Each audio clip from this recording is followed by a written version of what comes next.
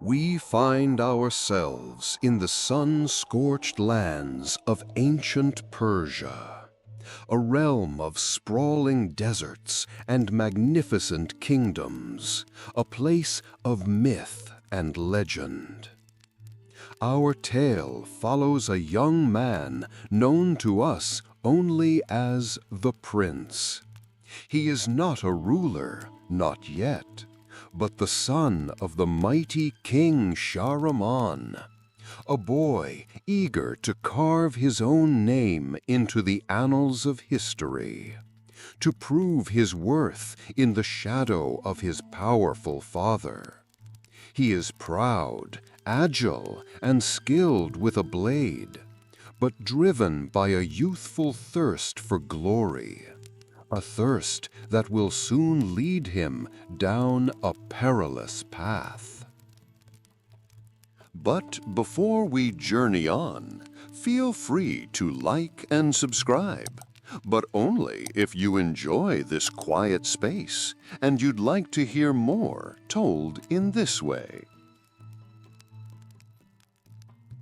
Our journey starts with an army on the march. King Shahraman, at the head of his formidable forces, moves towards the kingdom of a neighboring Maharaja. He is not alone in his ambition. By his side rides his most trusted advisor, the Vizier. The Vizier is a man of secrets and shadows, his words like honeyed poison, his eyes holding a dark and patient ambition. He has guided King Shahraman towards this conflict, speaking of the immense power and legendary treasures hidden within the Maharaja's city, treasures he desires for his own sinister purposes. The prince rides with them, his heart alight with the promise of his first real battle. He sees this war as a grand stage upon which he can perform feats of daring and skill, earning the admiration of his father and the respect of the soldiers. The Vizier, ever the manipulator, nurtures this fire within the young man. He speaks to the prince of a particular artifact, a dagger of exquisite design, said to hold a strange and wondrous power. He describes it not as a mere weapon, but a key, a prize worthy of a great warrior. The Vizier's words paint a picture of destiny, and the prince, in his eagerness, fails to see the dark design behind the beautiful tapestry of words. As the Persian army lays siege to the majestic Indian city, the sounds of battle fill the air. The chaos is a symphony to the prince's ears, a call to action. While King Shahraman's forces assault the main gates, the prince sees his chance. He will not be just another soldier in the fray. He will undertake his own quest. He will find the legendary treasure vaults the Vizier spoke of. He will claim the dagger of time for himself. It is a reckless plan, born of vanity and a desire to impress. He slips away from the main battle, a lone figure moving through the chaos, his mind set on a single, gleaming prize. He does not know it yet, but this singular act of youthful pride is the first step towards a catastrophe that will unravel time itself. He is not just seeking a treasure. He is walking towards a fate he could never imagine, guided by the whispers of a traitor. The air within the besieged city is thick with smoke and the clash of steel. But the prince moves through it all with a singular focus, his path diverging from the main assault. He is a whisper in the storm, his acrobatic grace carrying him over walls and across rooftops, ever deeper into the heart of the Maharaja's domain. The path to the treasure vaults is not a simple one. It is a vertical puzzle of architecture and peril. He runs along walls, defying gravity, his movements fluid and precise. He leaps across dizzying chasms, his heart pounding not with fear, but with exhilaration. This is the challenge he craved, a test of his physical prowess, a dance with danger that makes him feel truly alive.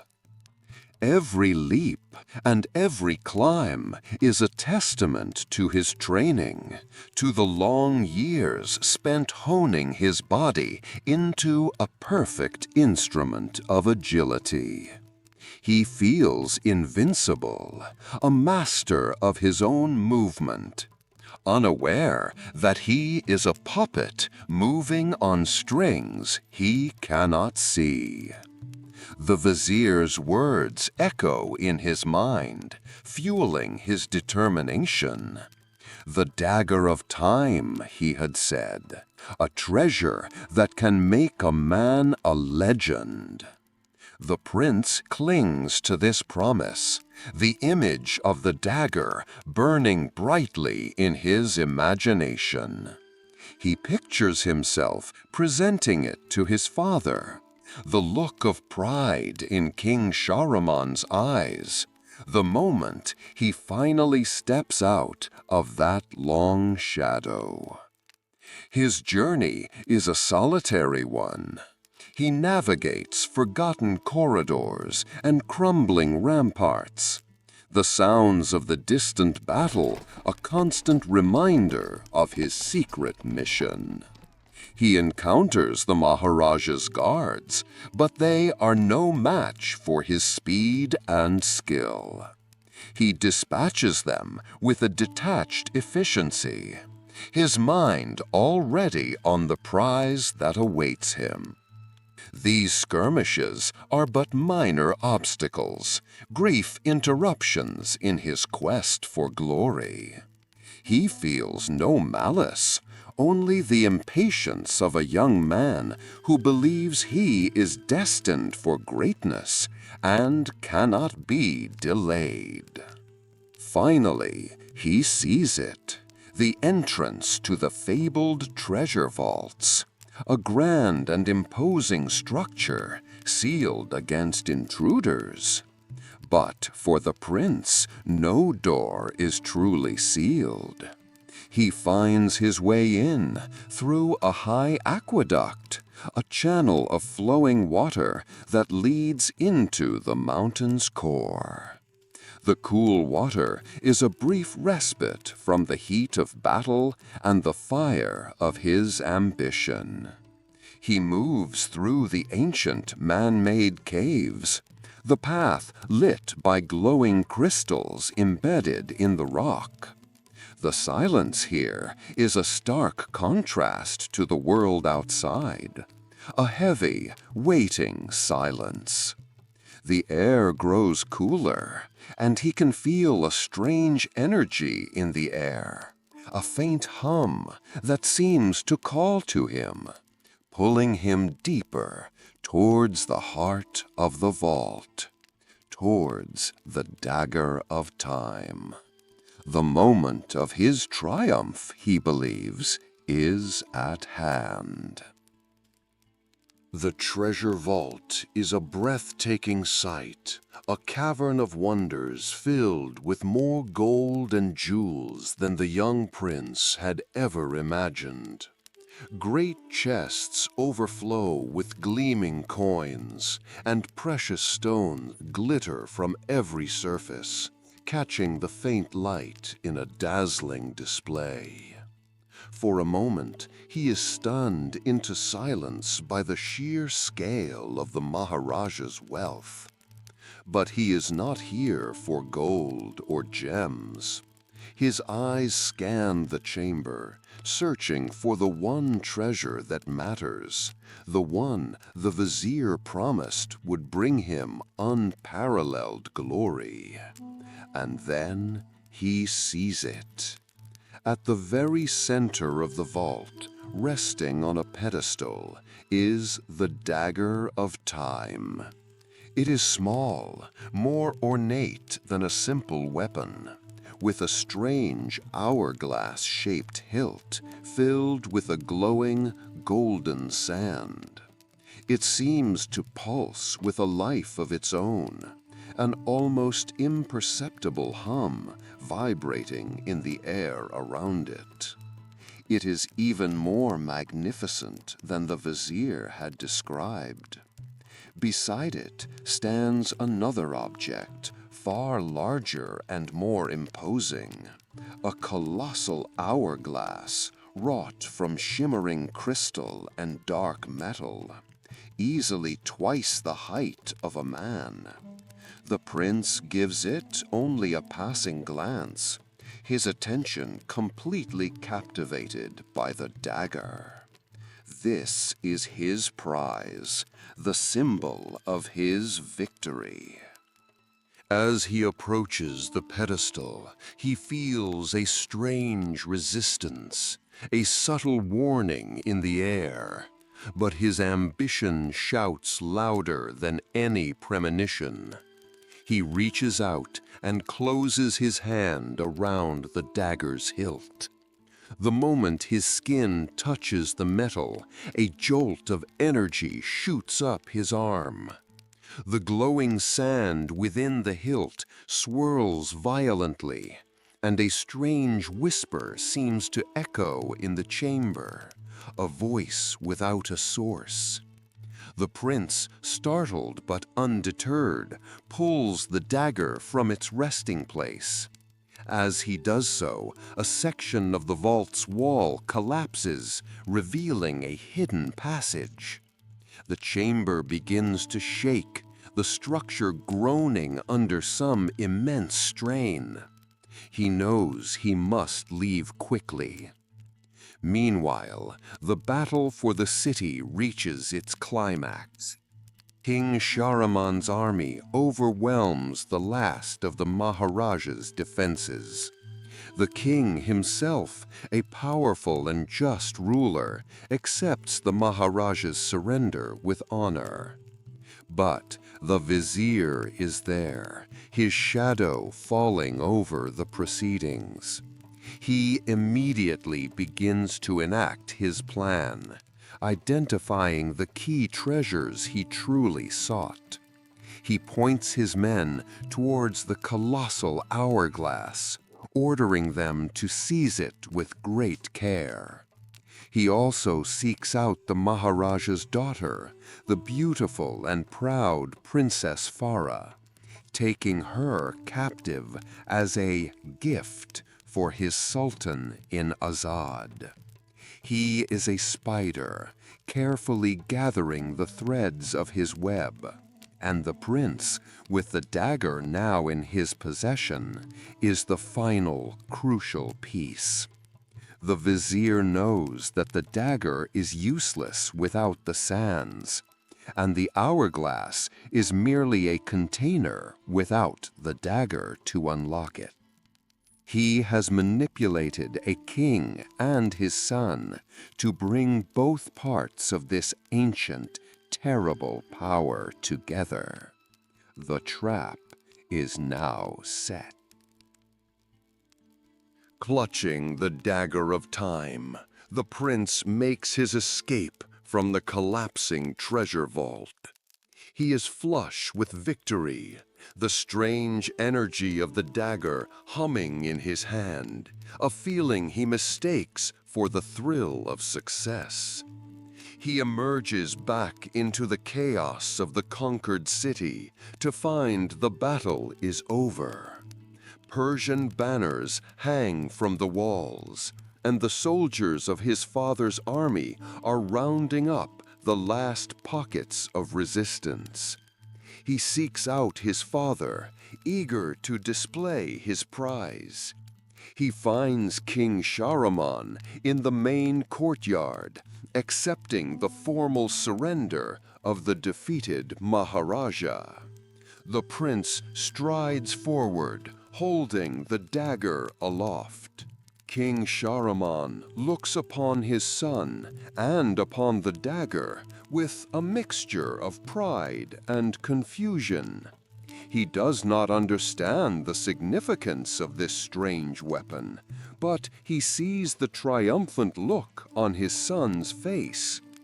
Before he can question the prince further, the vizier steps in, his voice smooth and congratulatory. He praises the prince's courage and initiative, hailing the dagger as a relic of immense importance. He skillfully plays to the young man's ego, cementing the idea that he has performed a great and heroic deed. The vizier then presents his own spoils of war. The captive princess Farah, her eyes burning with defiance, and the colossal hourglass of time, which his men are now carefully loading onto a massive carriage. The vizier explains that these are gifts for the Sultan of Azad, a neighboring ruler whose alliance King Shahraman wishes to secure. He frames the acquisition of these treasures as a grand diplomatic victory. The hourglass, he says, is a mere curiosity, a symbol of their conquest. Princess Farah, a political prisoner, and the dagger, a personal trophy for the prince. It is all a masterful lie. King Shahraman, a man of war and honor, not of arcane lore, accepts his advisor's words. He trusts the vizier, who has served him faithfully for years, and sees no reason to doubt his counsel now. The trap is sprung, not with steel, but with words of praise and political convenience. The Persian army, laden with its new treasures and prisoners, begins the journey to Azad. The prince, walking near the carriage that holds the hourglass, occasionally glances at Princess Farah. He sees her not as a person, but as another part of the treasure, a testament to their victory. He is blinded by his own achievement. He holds the key to a terrible power, yet he thinks of it only as a badge of honor. He does not see the worried glances the princess casts towards the dagger, nor the hateful stare she fixes upon the vizier. She alone seems to understand the danger they are all in. The prince is a hero in his own story, completely unaware that he is the chosen pawn in the vizier's catastrophic game. The march to Azad is not a victory parade. It is a funeral procession for the world they know. The journey to Azad is triumphant. The caravan of King Shahraman's army travels for days, crossing the great desert with the spoils of their recent conquest. The massive, sealed hourglass is the centerpiece of their procession, an object of wonder and speculation for the common soldiers. The prince, still basking in the glow of his perceived accomplishment, keeps the dagger of time tucked into his sash.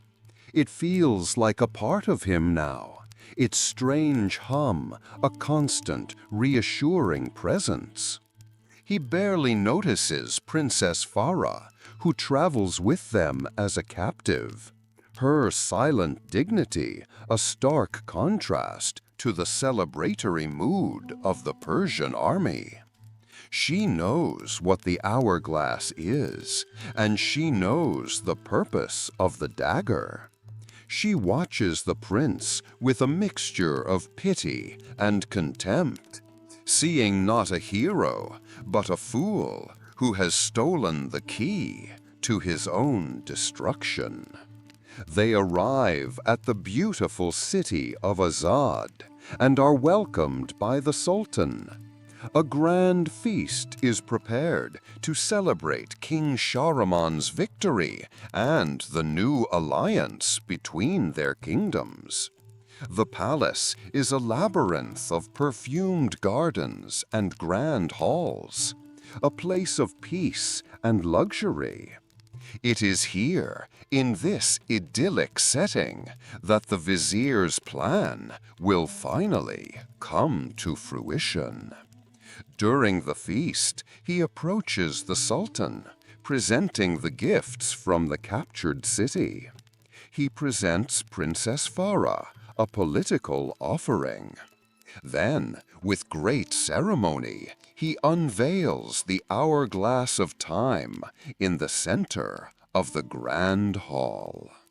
The vizier, his voice resonating with false sincerity, describes the hourglass as a marvel, a treasure chest of unimaginable power. He then turns his attention to the prince.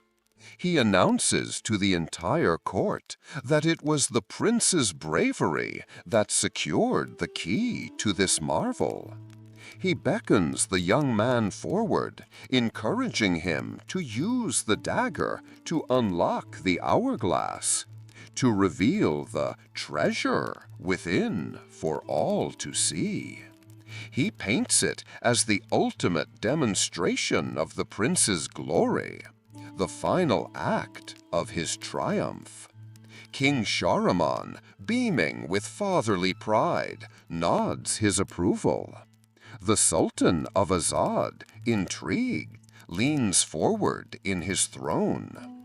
The entire court watches, their eyes filled with anticipation. The prince, his heart swelling with pride, steps towards the colossal hourglass. This is his moment, the culmination of his quest. He sees Farah in the crowd, trying to shout a warning, but her voice is lost in the general excitement. He dismisses her as a bitter captive.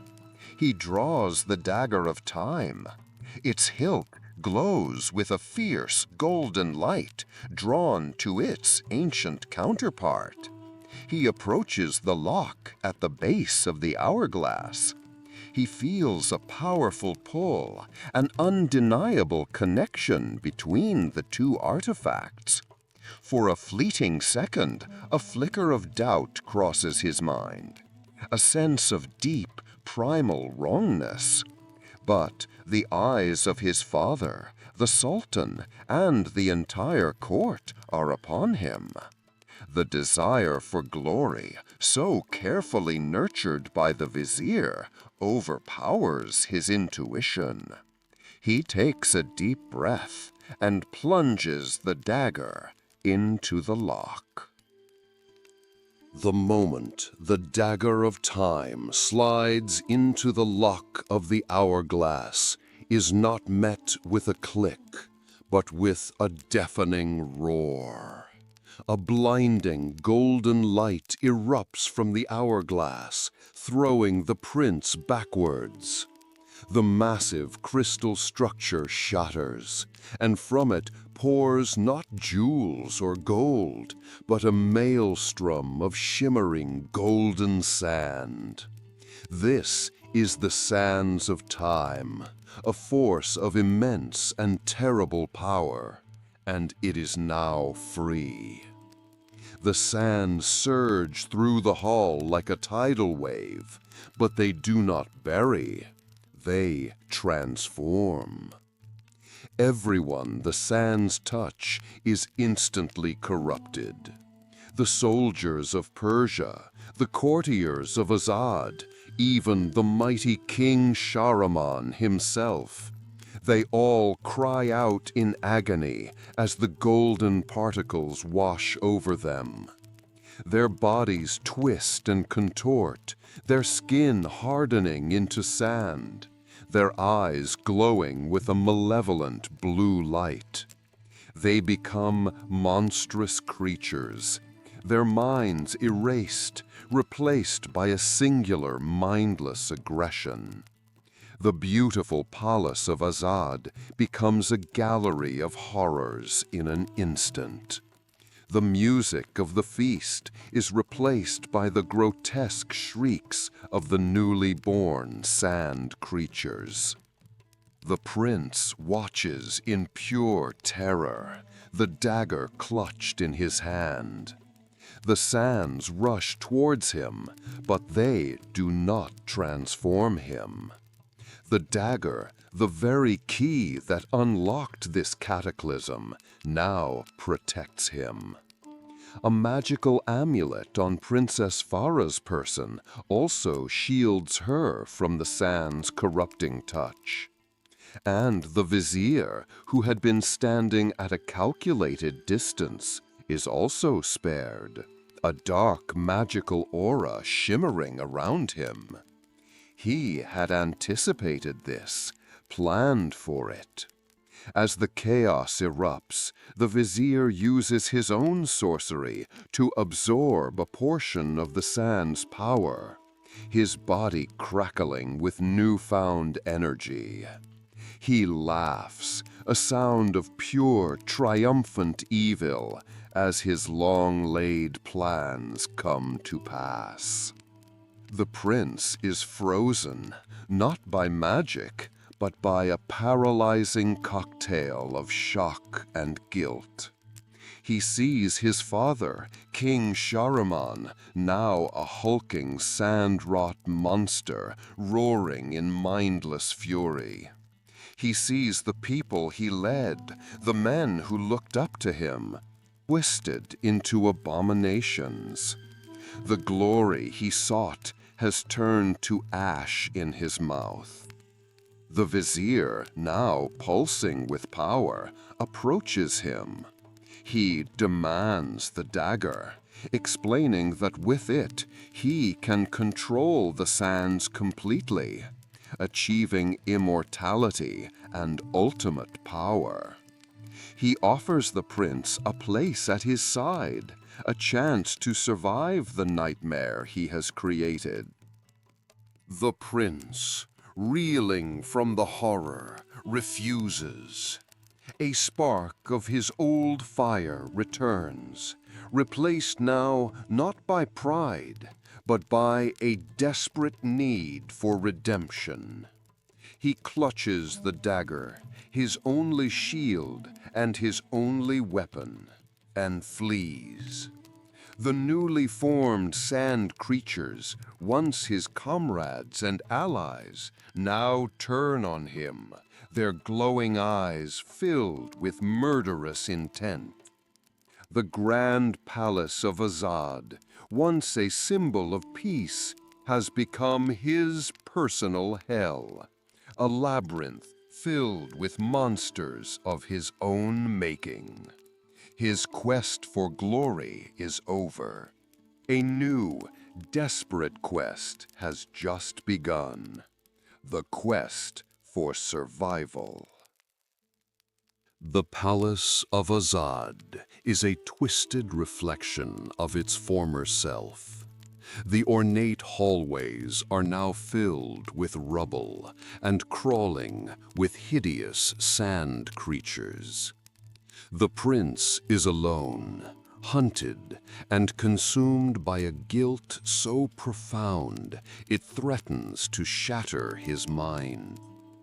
Every monster he faces was once a person, a soldier, a courtier, a servant.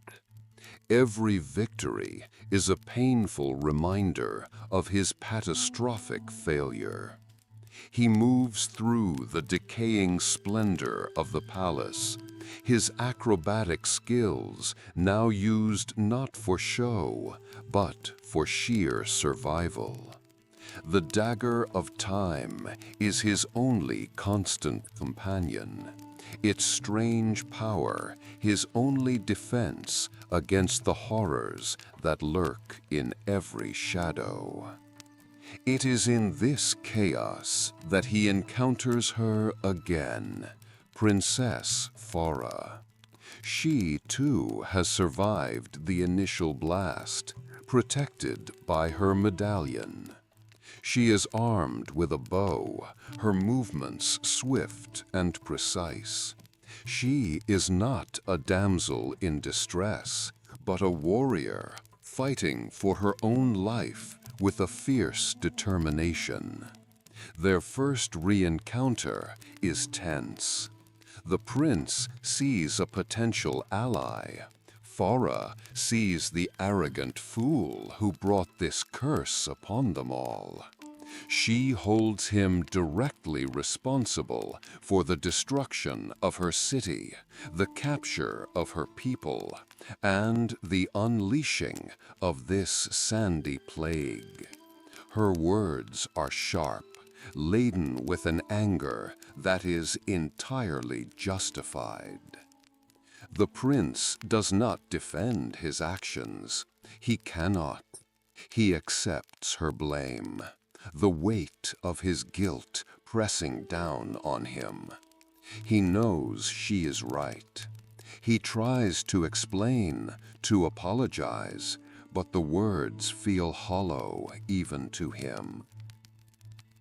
He can offer only one thing, a promise to try and undo the damage he has caused. He tells her of the vizier's plan, of his desire for the dagger to achieve immortality. He argues that they must work together to stop him, that their personal grievances must be set aside for the greater good. It is a desperate plea from a broken man. Farah is reluctant, trusting the very person who caused this nightmare feels like a betrayal of her own people. But she is also pragmatic. She is alone, and the prince, for all his faults, is a capable fighter who possesses the one artifact that seems to be central to this entire mess. She sees that his remorse is genuine, a deep and painful wound that has stripped him of his youthful arrogance. She agrees to a truce, an alliance born not of friendship, but of necessity. Their goals are aligned. They both want to stop the vizier and find a way to reverse this horror. And so the two begin their perilous journey through the monster-infested palace. Their dynamic is fraught with tension. The prince, used to being admired, must now earn the trust of someone who despises him. Farah, a proud princess, must rely on the man who destroyed her world. They are a study in contrasts. His close-range acrobatic combat and her long-range archery. They learn to coordinate their attacks, to watch each other's backs. A silent understanding begins to form between them, forged in the heat of constant battle. It is not forgiveness, not yet, but it is a start. The journey through the palace of Azad is a descent into a beautiful nightmare. The prince and Farah move through once majestic throne rooms, now shattered and patrolled by sand monsters.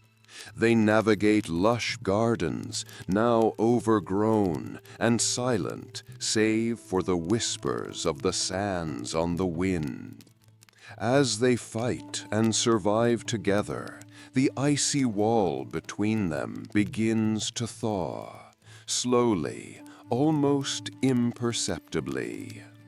The prince's constant, desperate fight to protect them both begins to speak louder than his past arrogance.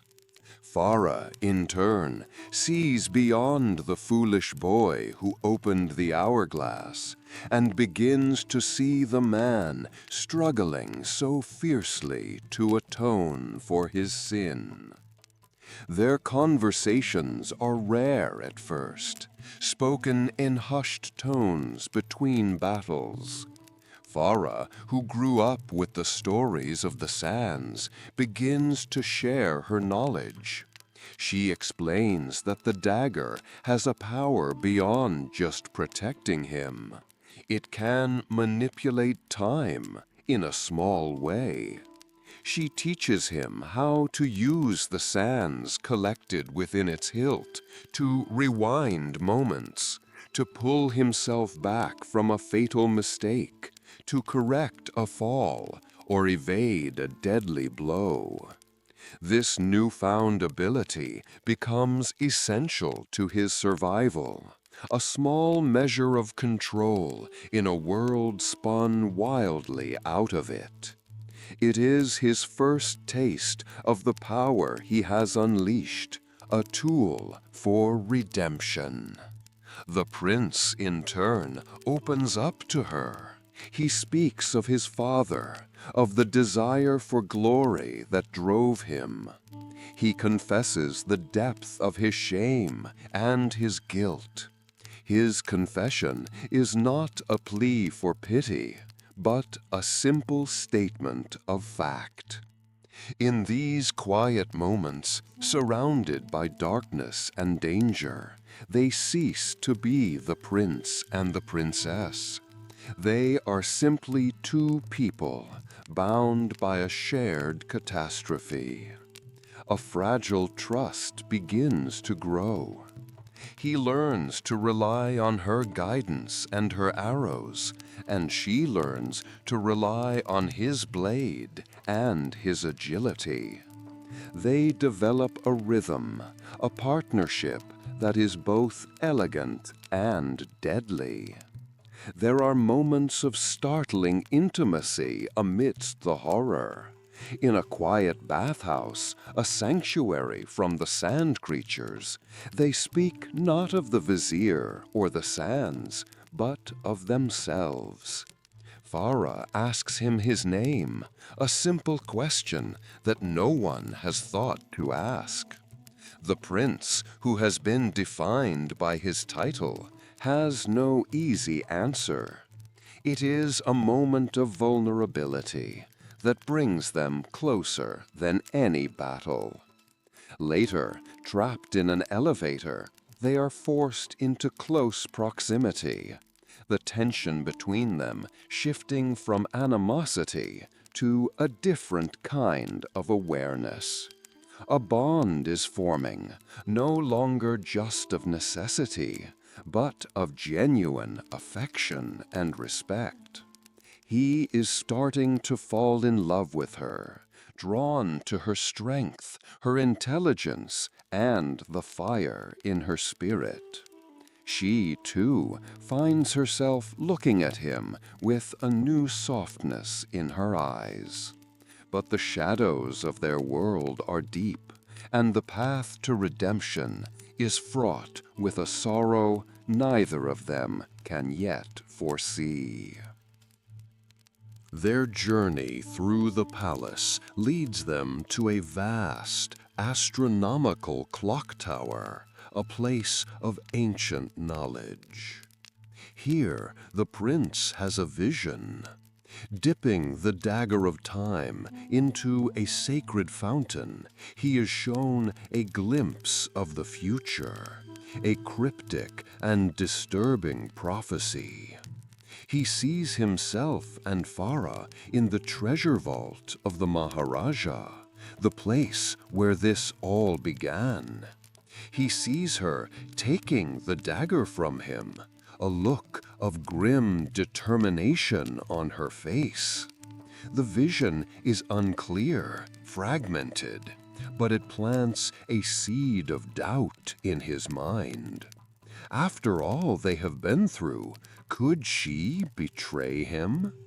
His newfound trust is shaken by this premonition, a whisper of fear that clouds his judgment. The vision makes him withdrawn, suspicious. Farah notices the change in his demeanor, the return of a certain coldness to his eyes, but she does not understand its source. She presses him, but he cannot bring himself to tell her what he saw. How can he accuse her of a betrayal that has not yet happened? This breakdown in communication comes at the worst possible time. They are close to their goal, nearing the hourglass of time, which the vizier has moved to the highest tower of the palace. They need to be united, but the vision has driven a wedge between them. As they near the top of the tower, they are caught in a furious sandstorm summoned by the vizier. The winds are powerful, threatening to tear them from the crumbling walls. In the chaos of the storm, the prince and Farah are separated.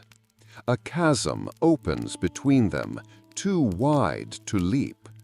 The prince, his mind poisoned by the vision, watches as Farah is swept away by the storm, disappearing into the swirling sand and darkness.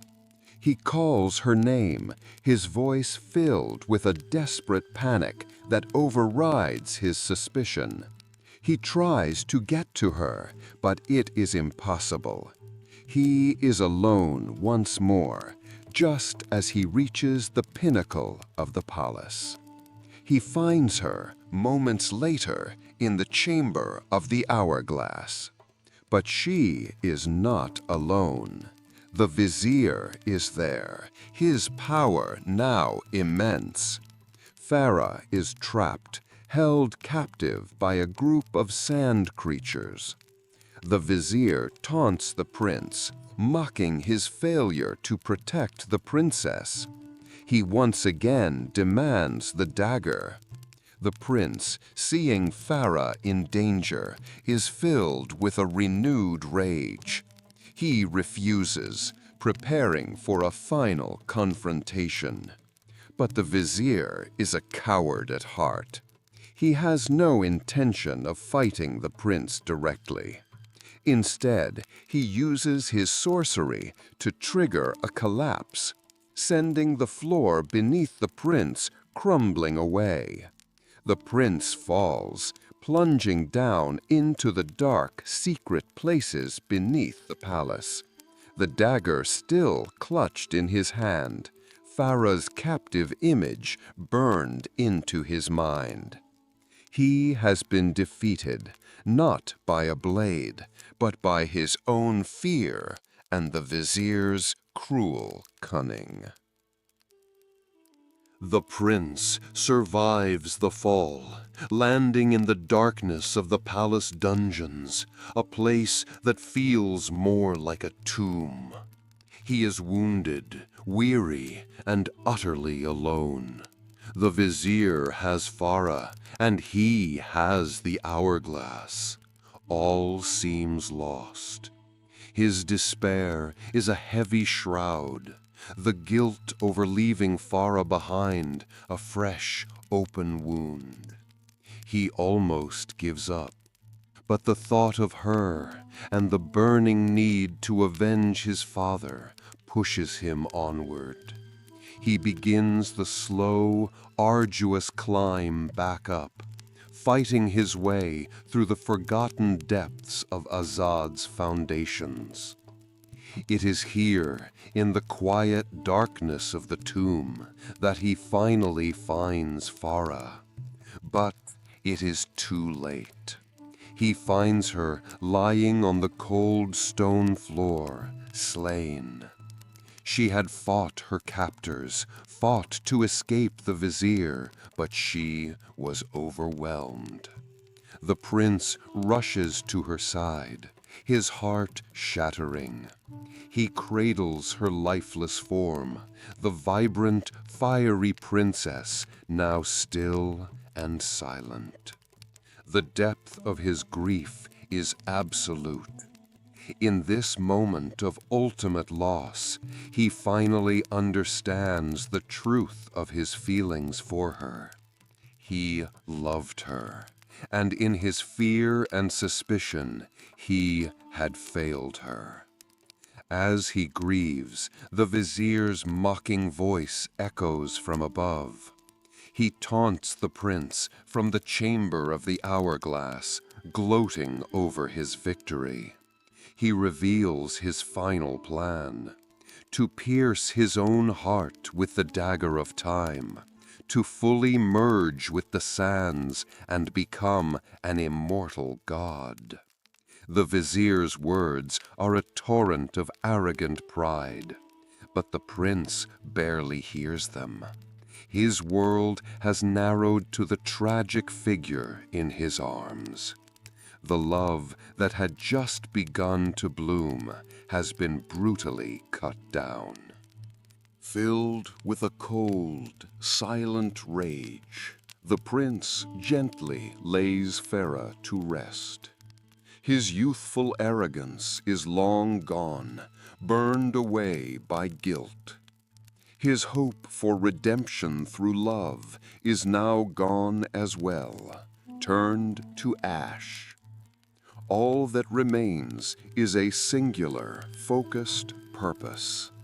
He takes her bow as a memento, a reminder of the woman who taught him to be more than just a vain warrior. He leaves the tomb, his grief a suit of armor, his heart a shard of ice. He ascends to the top of the tower, his movements silent and deadly. He is no longer the boy who sought glory, nor the man who sought atonement. He is an instrument of retribution. He confronts the vizier, who stands before the glowing, empty hourglass, preparing to make his final move. The final battle is not one of banter or bravado. It is a grim, desperate fight. The prince, using all the skill, agility, and time-bending powers he has learned, fights with a fury born of utter despair. He is fighting not for glory or for redemption, but for the memory of the woman he loved and lost. The battle against the vizier is a whirlwind of magic and steel. The sorcerer, empowered by the sands he has absorbed, is a formidable foe. He teleports across the chamber, unleashes blasts of corrupting sand, and erects magical barriers. But the prince is a force of nature, driven by grief and rage. He dodges, he leaps, he rewinds time to evade fatal blows. His every move precise and deadly. He is no longer fighting to survive. He is fighting to end this. He closes the distance, his blade clashing against the vizier's staff, the dagger of time glowing with a furious light. With a final, desperate surge of strength, the prince disarms the sorcerer and drives the dagger of time not into the vizier, but deep into the colossal hourglass itself. The effect is instantaneous and cataclysmic. The dagger, the key to the sands, now acts as a siphon. A vortex of golden light erupts from the hourglass, pulling everything back in. The sands of time are being recalled. The sand creatures across the palace dissolve into dust, their human forms briefly visible before vanishing. The corrupting magic recedes from the palace walls, leaving behind the pristine architecture that was there before. The vizier shrieks in terror as the power he coveted is ripped away from him, his body withering as the sands are drawn back into their eternal prison. The prince, Farah, the palace, and the entire world are pulled into the roaring vortex. Time itself is unraveling, flowing backwards at an incredible speed. The prince witnesses the events of the past few days in reverse. His battle with the vizier, finding Farah's body, his fall, the separation, their journey together, the unleashing of the sands, the feast, the journey to Azad, the capture of the city. Everything is undone. He finds himself standing in the Maharaja's treasure vault at the very moment before he first reached for the dagger of time. He is standing on the balcony, looking in at his younger, more arrogant self, who is just about to make the biggest mistake of his life. The dagger is in his hand, pulled back through time with him. He is the only one who remembers the nightmare that never happened. He is back where it all started, with a chance to make things right.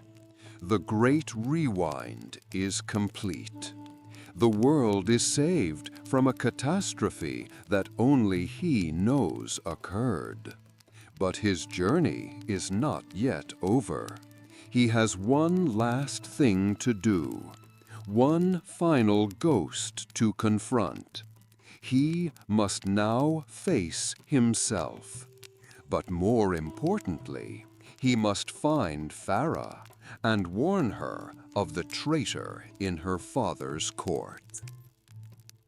The prince stands on the balcony, a ghost in his own past, watching his younger self about to claim the dagger. The weight of a future that never was presses down on him. He knows he cannot allow events to repeat. He leaps down, confronting his past self just as the vizier enters the chamber. The traitor is shocked to see this second prince, a battle-hardened warrior who carries the dagger that should still be on its pedestal. A fierce battle ensues, a three-way fight between the prince, his naive past self, and the treacherous vizier. In the end, it is the vizier he must defeat to sever the root of the coming tragedy. In a climactic duel, the prince, armed with the knowledge of the future and the pain of his memories, finally slays the man who caused so much suffering. With the vizier defeated, the timeline is secure. The sands were never released. His father was never corrupted.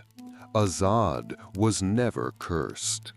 And Farah never died. The prince finds her in the aftermath, a princess whose city has just been conquered, but who is very much alive. He needs to return the dagger to her, but first he needs to warn her. He approaches her not as a conqueror, but as a stranger with a strange tale to tell. He sits with her on a quiet balcony overlooking the city. He tells her a story. He speaks of a foolish young prince driven by a thirst for glory.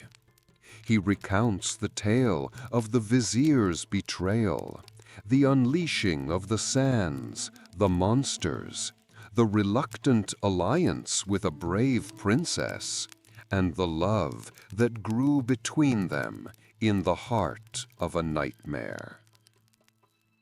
He tells her everything, not as a memory, but as a cautionary tale, a story of what might have been. Farah listens, captivated. She sees the truth in his eyes, the deep sorrow and wisdom that a man his age should not possess. She sees the scars on his soul. To prove his fantastic story, he shows her the dagger's power, rewinding a small moment in time. She is astonished. Finally, he gives her the dagger of time, returning it to her people. As he prepares to leave, a final, bittersweet exchange passes between them. She asks him why he went through all of this, why he told her this elaborate story. He simply says, "To tell you," but he cannot finish. He cannot bring himself to speak of the love that was born in that other erased timeline. She asks him his name. This time he has an answer. He leans in and whispers it in her ear, a secret shared only between them. As he walks away, leaving her and the dagger behind, she calls out, "Wait, I don't even know your name." He just smiles, a sad, knowing smile. He has saved the world, but he is alone with his memories, a warrior haunted by a love that, in this reality, never existed. The first chapter of his story closes not with glory, but with a quiet, profound sense of loss. 7 years have passed since the prince walked away from Azad, leaving Princess Farah and the dagger of time behind. 7 years in which the world has known peace, blissfully unaware of the catastrophe he averted. But for the prince, there has been no peace. The act of opening the hourglass, even in a timeline that was erased, has left an indelible mark on his soul. He tampered with the timeline, and the timeline does not forgive.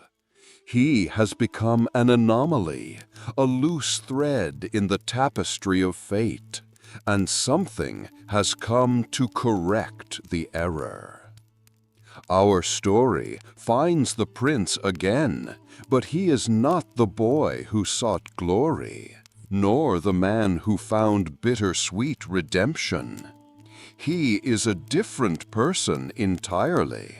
The soft edges of youth have been hardened into jagged lines of pain and paranoia. He is a fugitive, a man with no home, no kingdom, no name. He is haunted, not by memories, but by a physical pursuer, a creature of shadow and smoke, a monstrous guardian of time known only as the Dahaka.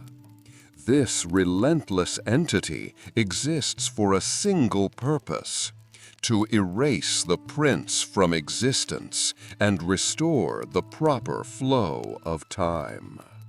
For 7 years, the Dahaka has hunted him. It is an unstoppable force of nature, an embodiment of fate's correction. The prince has been on the run, never staying in one place for more than a few days. His life is a frantic series of desperate escapes, near misses, and constant gnawing fear. The Dahaka's terrifying roar has become the soundtrack to his life, a promise of the violent end that awaits him. His body is a roadmap of scars from these encounters, and his mind is worn down by the ceaseless stress of being the universe's most wanted man. His hope is all but extinguished. He sails the seas, hoping the monster cannot follow, but the Dahaka always finds him. It appears from swirling shadows on the deck of his ship, its monstrous form a terrifying silhouette against the storm clouds it seems to bring with it. The prince fights, but he cannot win. He can only delay the inevitable. During one such desperate encounter on the high seas, his ship is torn apart by the creature's immense power. As he clings to the wreckage, adrift in a churning ocean, he believes his time has finally come. But fate, it seems, is not quite finished with him. An old wise man he once consulted had told him of a final desperate hope, a legend, a myth of an island shrouded in mist and lost to the cartographers of the world, the Island of Time. It was here, the old man claimed, that the Sands of Time were first created. If the prince could reach this island, perhaps he could find a way to prevent the sands from ever being made. If the sands never existed, then he would never have opened the hourglass.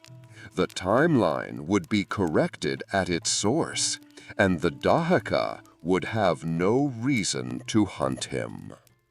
It is a mad, desperate gamble, a journey to the heart of causality itself.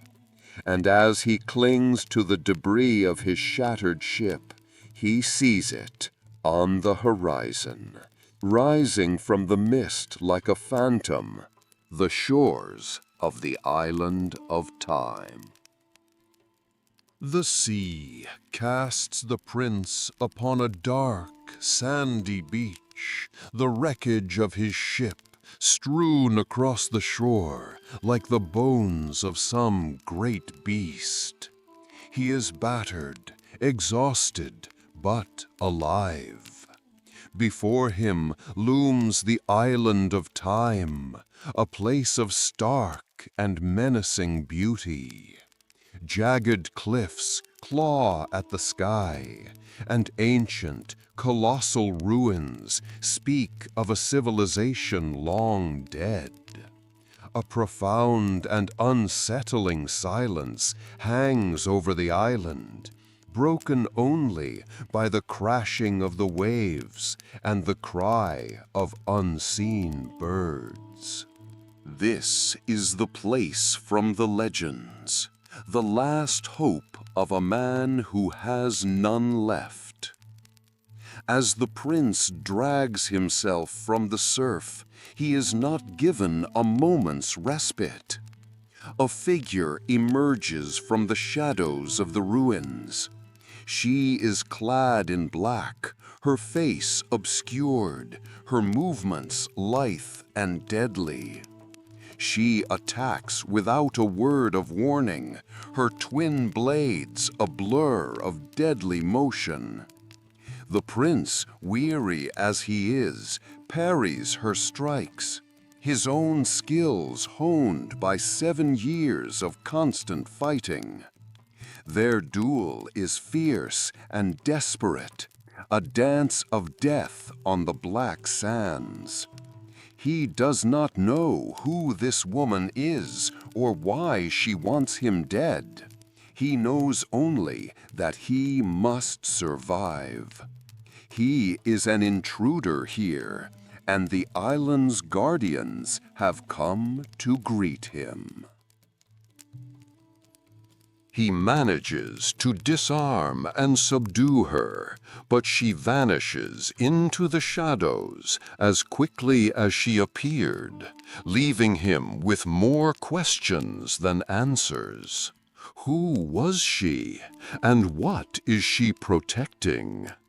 Alone once more, the prince begins his exploration of the island. The entire place feels wrong, suffused with the same temporal energy he felt from the dagger and the hourglass. The air itself seems to hum with ancient power. The ruins are a testament to an incredible history. Vast structures and impossible mechanisms that defy any known principles of engineering. It is clear that the people who lived here were masters of more than just stone and mortar. His path takes him deeper into the island's fortress, a sprawling complex of towers, halls, and courtyards. It is a labyrinth designed to keep people out, and he must use all his acrobatic prowess to navigate its treacherous architecture. He runs along walls crumbling with age, swings from ledges that overlook dizzying drops, and solves ancient puzzles to open pathways that have been sealed for centuries. The island is a test, a gauntlet that challenges him at every turn. And he is not alone. The Dahaka has followed him here. He hears its familiar, terrifying roar echoing through the ruins. The guardian of the timeline is not bound by land or sea. The prince's brief flicker of hope is extinguished, replaced by the cold dread he knows so well. He is trapped on this island with the very monster he came here to escape. His only hope is to press forward, to find the heart of this mysterious place and unravel its secrets before the Dahaka finally claims him. The island is not just a potential sanctuary, it is now his final battleground. As the prince delves deeper into the fortress on the island of time, he discovers one of its most profound secrets: time portals. These shimmering, ethereal gateways are scattered throughout the ruins, remnants of the island's former masters. Stepping through one of these portals is a jarring, disorienting experience. The world dissolves into a blur of light and color, and when it resolves, the prince finds himself in the same physical location, but in a different era. The island exists in 2 states simultaneously: a ruined, desolate present and a majestic, vibrant past. In the present, the fortress is crumbling and silent, overgrown with vines and reclaimed by nature. The sky is perpetually overcast, and a sense of deep melancholy hangs over the decaying stone. But in the past, the fortress is a marvel of pristine architecture. The walls are smooth and whole, adorned with bright banners and intricate carvings. Sunlight streams through magnificent archways, and the gardens are lush and perfectly manicured. It is a kingdom in its prime, a breathtaking sight to behold.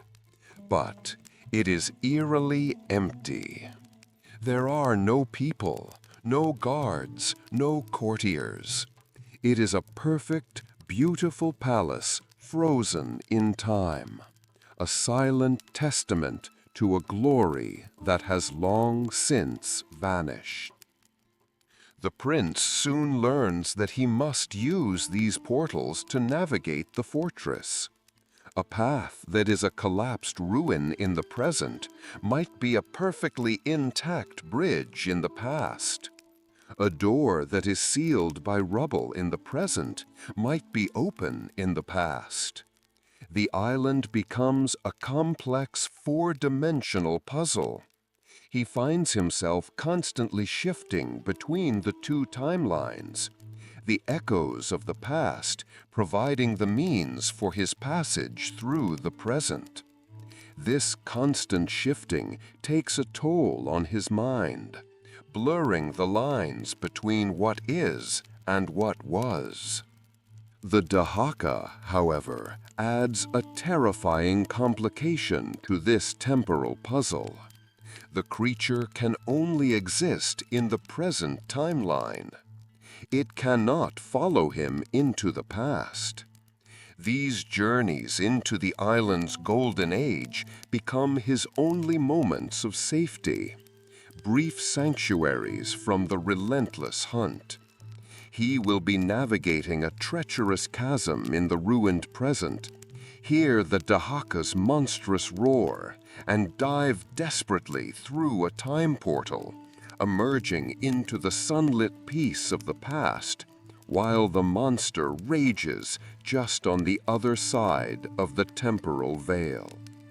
During his explorations, he continues to have tense encounters with the mysterious woman in black. She appears and disappears, sometimes fighting him, sometimes watching him from a distance. Her motives remain a mystery. He also finds the body of a soldier, a letter clutched in his hand, detailing the fate of King Shahraman's army, who had apparently followed the prince to this island and were slaughtered by a woman in black and strange, shadowy creatures. The mystery of this place deepens with every step, and the prince realizes he has stumbled into a conflict far older and more complex than his own desperate flight from fate. The prince's journey through the twin timelines of the island fortress is a lonely and perilous one, marked by the constant threat of the Dahaka in the present and the eerie, beautiful silence of the past. His recurring adversary, however, is the enigmatic warrior clad in black. Their encounters are always violent, sudden, and wordless. She fights with a grace and ferocity that rivals his own, her motives completely shrouded in mystery. He believes she is a guardian of the island, sworn to kill any intruder who dares to set foot on its shores. Their battles are epic clashes set against the backdrop of the island's decaying grandeur. They duel on narrow ledges, in grand throne rooms, and atop wind-swept towers. The prince, however, begins to notice something strange. He is always one step ahead of her. He seems to anticipate her moves, to know her strategy before she even enacts it. It's a fleeting sense of familiarity he cannot explain. Despite his weariness, he always manages to gain the upper hand, to push her back, though he never manages to capture or kill her. She always vanishes back into the shadows, a fleeting phantom of violence. During one of his forays into the past, seeking refuge from the Dahaka, he stumbles into the island's grand throne room. And there, sitting upon the throne, is a woman of breathtaking beauty, clad not in black, but in regal red. Her name, he learns, is Kaileena. She speaks to her, her voice filled with a profound sadness. She reveals that she is the Empress of Time, the very creator of the sands. She has foreseen her own death at his hands, a fate she has been trying to prevent for her entire life. She explains that the sands were created as a desperate defense against a conquering army, a mistake that has haunted her for centuries. Kaileena offers the prince a chance to leave the island, to return to his own time. She believes that if she sends him away, she can change her fate and avoid the death she has seen in her visions. The prince, desperate to escape the Dahaka, agrees. But the path she opens for him leads directly into a trap. He is cornered by the relentless Dahaka, with no time portals in sight. He realizes Kaileena has deliberately tried to kill him, to use the Dahaka as her own weapon to alter her destiny. It seems his initial assumption was wrong. The Empress is not a benevolent ruler. She is a frightened and desperate woman, willing to sacrifice him to save herself. He survives the Dahaka's assault through sheer luck and agility, and his perspective shifts. Kaileena is not just the key to his salvation, she is his primary antagonist on this island. He must confront her, force her to help him. But as he prepares to seek her out again, a disturbing thought takes root in his mind. The warrior in black, the one he has been fighting all along, her movements, her build, that strange sense of familiarity. He realizes with a jolt of shock that the warrior in black and the Empress of Time might be one and the same. The revelation hangs heavy in the air as the prince continues his desperate navigation of the island. Kaileena, the Empress of Time, the very being he must confront to prevent the creation of the sands, is also the shadowy assassin who has been trying to kill him since he first set foot on this shore. Her treachery, her attempt to feed him to the Dahaka, now makes a cold, calculated sense. She is not just passively awaiting her fate. She is actively trying to rewrite it by eliminating the person destined to cause her demise, him. This knowledge changes everything. His quest is no longer just about survival. It's a direct confrontation with the Empress herself.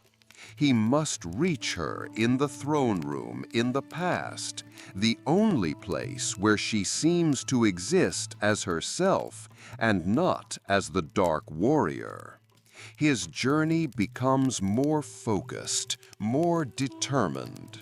He fights his way through the fortress's final, most ingenious defenses, a series of complex mechanical towers and traps designed by a master of time and engineering. The entire fortress, he realizes, is a machine built to protect the Empress from the outside world and from her own prophesied end. He finally breaches the throne room again, storming in not as a supplicant, but as an accuser. He confronts Kaileena, laying bare his knowledge. He knows she is the warrior in black. He knows she tried to kill him. He sees the flicker of fear and surprise in her eyes, quickly masked by a regal composure. The sadness he saw in her before is now tinged with a defiant anger. She admits the truth. For centuries, she has been a prisoner of her own power, tormented by visions of her death at the hands of a Prince of Persia. She has done everything she can to prevent this future, but his arrival on her island proves that fate is not so easily defied. Her desperation becomes palpable. She believes that if she can kill him here, in her throne room, she can finally break the chains of prophecy. She draws her blades, the very same twin weapons used by the warrior in black. Her regal red attire seems to shimmer and darken, her demeanor shifting from a sad empress to a deadly combatant. She is no longer trying to trick him or use the Dahaka. She will kill him herself. The throne room becomes an arena for a battle that was destined to happen. It is a tragic and beautiful duel. The prince, a man trying to erase his past, fighting against the Empress of Time, a woman trying to secure her future. Their blades clash, a symphony of steel ringing through the silent, majestic hall. The prince is weary from his long journey and his constant battles, but he is also a hardened survivor. Kaileena fights with the desperation of a cornered animal, her every strike meant to be a final, fatal blow. They are two sides of the same coin, both victims of time, both fighting to control their own destiny. Between the prince and Kaileena is long and brutal. They are evenly matched. His hardened survival skills against her centuries of combat practice. The vast throne room gives them ample space for their deadly dance, their blades sparkling in the ethereal light of the past. But the prince, driven by the desperation of a man hunted by fate itself, finally gains the upper hand. In a final, tragic moment, he disarms the Empress and delivers a mortal wound. He has done it. He has killed the Empress of Time. As Kaileena falls, her lifeblood spilling onto the cold floor of her throne room, a look of profound shock and resignation crosses her face. The fate she fought so hard to prevent has come to pass. But her death does not bring the prince the relief he expected. There is no sense of victory, only a hollow, aching sorrow. He has just killed the very person he needed to save himself, a woman trapped by a destiny she did not choose. And then the true horror of his actions is revealed. As Kaileena dies, her body explodes in a blinding flash of golden light. Her essence, her control over the temporal streams, is unleashed in a catastrophic burst. This energy coalesces, solidifies, and becomes the very thing he came here to prevent: the sands of time. The golden particles fill the chamber, swirling with immense power, before being drawn into the now empty, colossal hourglass that stands in the throne room. He didn't prevent the creation of the sands. He caused it. The bitter, soul-crushing irony washes over him. His entire journey, his fight to survive, his desperate gamble to come to this island, all of it has been for nothing. He was not just an anomaly in the timeline. He was a catalyst. The prophecy that Kaileena saw was true. Fate had not sent him here to unmake the sands, but to be the instrument of their creation. The loop is closed. The sands that he unleashed in Azad years ago in his own past were the very same sands he just created by killing their Empress. In the present timeline, the Dahaka roars in triumph. The prince can feel its presence closer than ever before. His actions have not erased his crime against the timeline. They have cemented it. He is the author of his own curse. As he stands in the throne room, the newly created sands of time swirling in the hourglass, he realizes he is still marked for death. Nothing has changed. His final desperate hope has been a lie, a cruel trick played by fate. He has only succeeded in ensuring that the events he so desperately wanted to undo would happen exactly as he remembered them.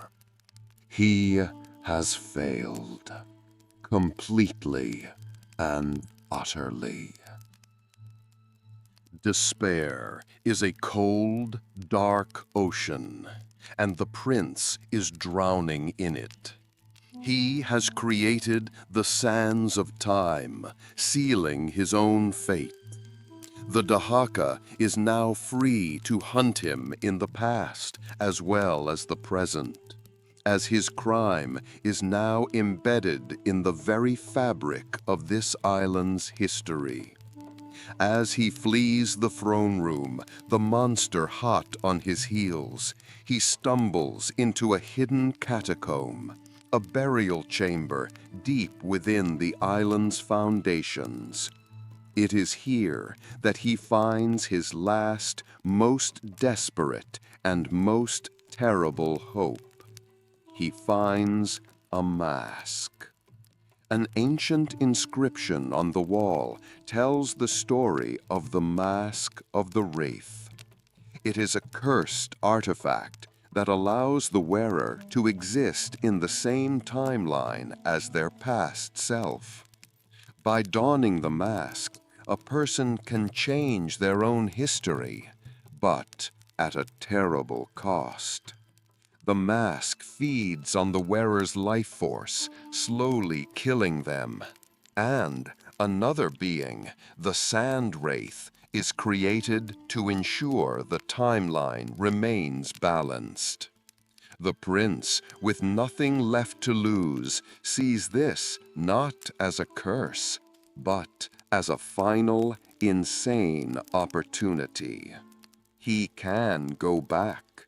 He can change what he has done. He puts on the mask. The pain is excruciating, as if his very soul is being torn in two.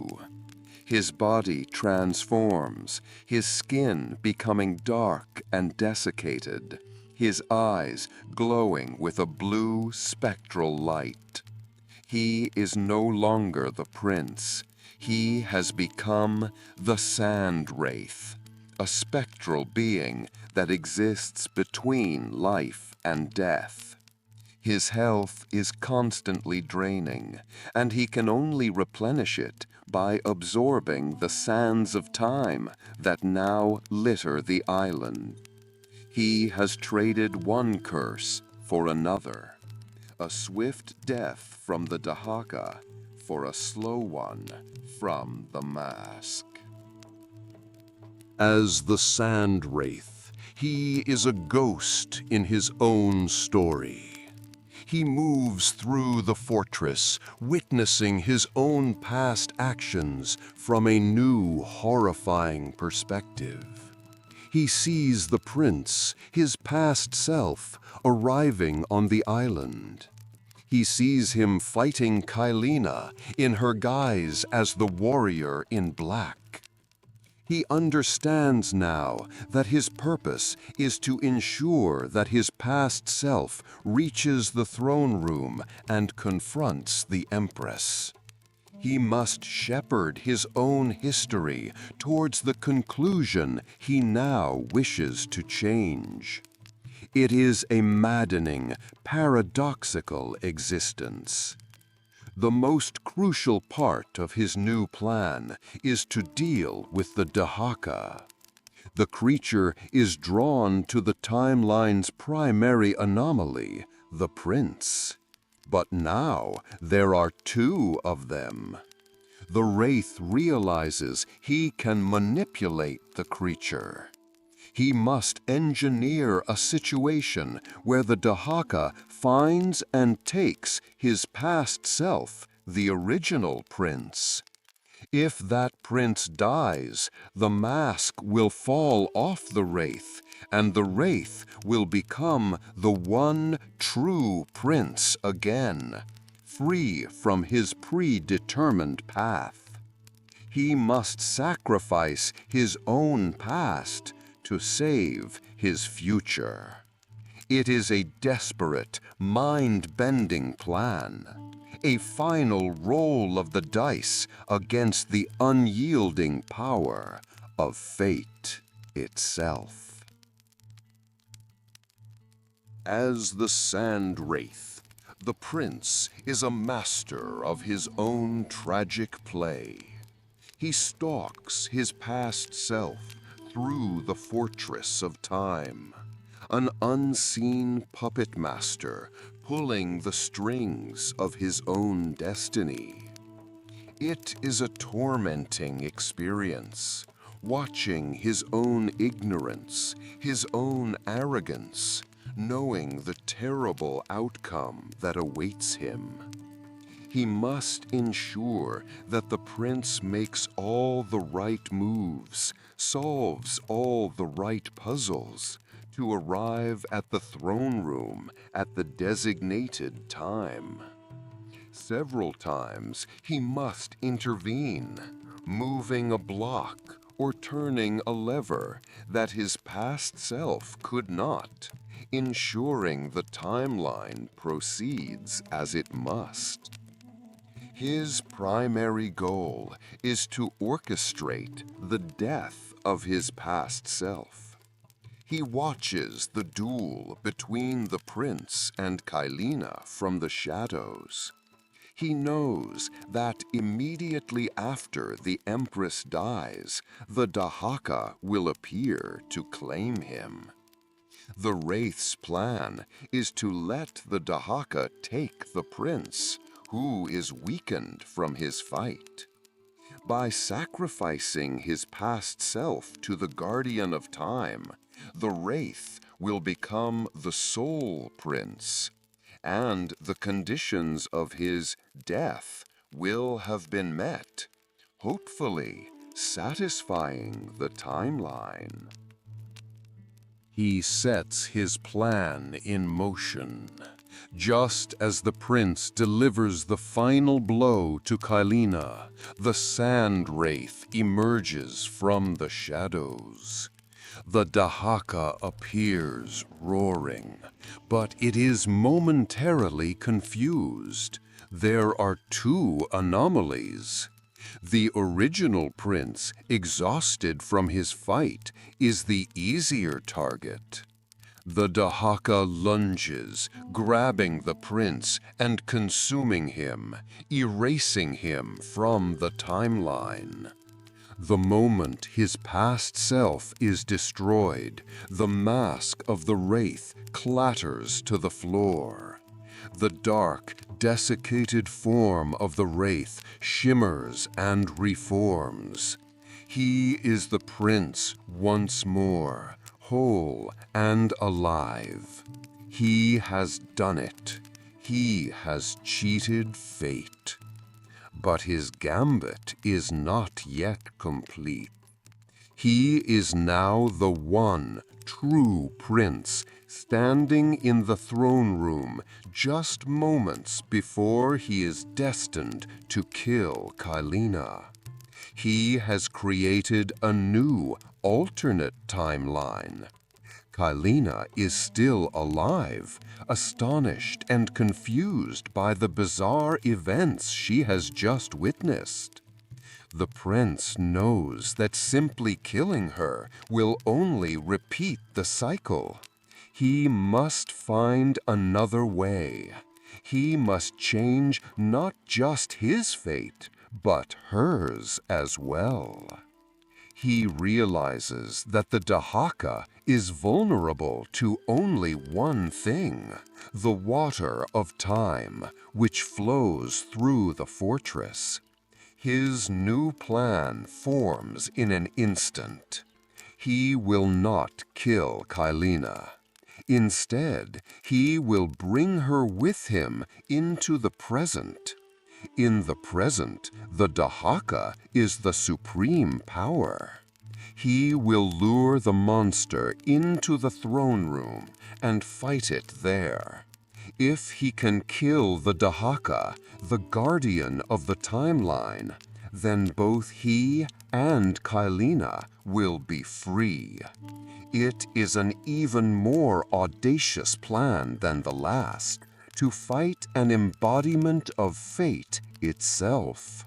He grabs the astonished Empress by the hand, and together they step through a time portal, leaving the past behind and emerging into the ruined present to face their final enemy. The prince and Kaileena emerge from the time portal, landing in the ruined, desolate throne room of the present. The air is heavy with dust and the weight of centuries. The majestic hall is now a crumbling wreck, a grave marker for a forgotten age. Kaileena looks around in horror, seeing the eventual fate of her beautiful kingdom for the first time. The man who was destined to kill her has now become her unlikely savior, pulling her from her gilded cage in the past into this terrifying reality. She is afraid, but she also feels a flicker she has not felt in centuries: hope. The prince explains his plan, his voice low and urgent. He believes that Kaileena's death is not the only way to satisfy the timeline. The prophecy states that the Empress of Time must die. But what if they could force a confrontation with the Dahaka here, in the present?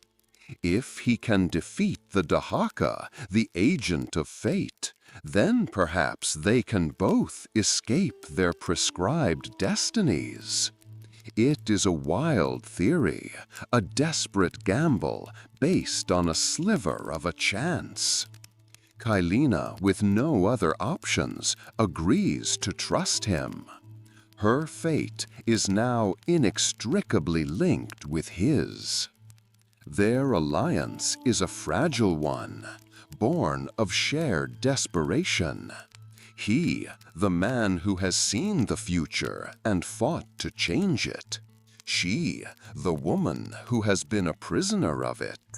They stand together in the center of the ruined throne room, a place of immense temporal power. And wait.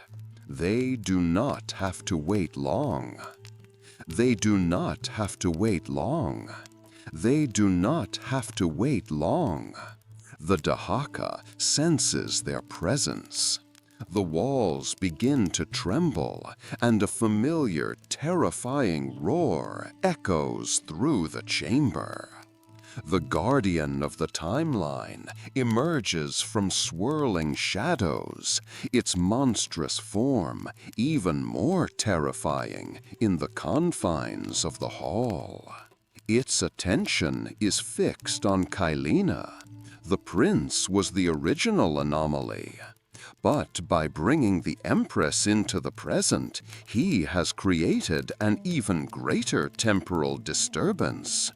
She does not belong here. The Dahaka sees her as the primary threat to the timeline that must be erased.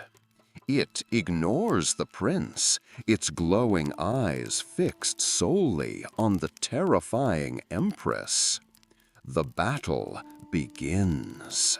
The prince leaps to her defense, placing himself between Kaileena and the monster.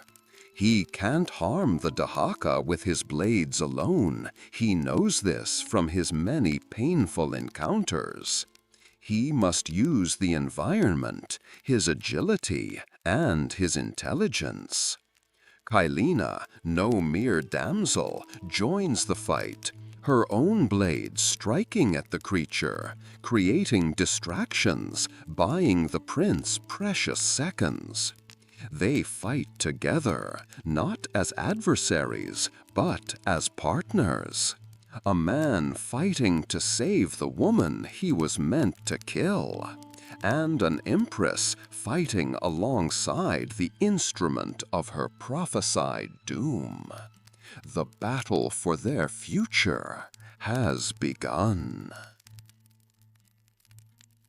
The fight against the Dahaka is unlike any battle the prince has ever fought. It is not a duel of skill, but a frantic struggle for survival against a force of nature. The creature is immensely powerful, its shadowy tentacles lashing out, smashing the stone pillars of the throne room as if they were twigs. The prince and Kaileena can only dodge and weave, their blades unable to leave a scratch on its ethereal hide. The prince knows their only hope lies with the island's unique properties.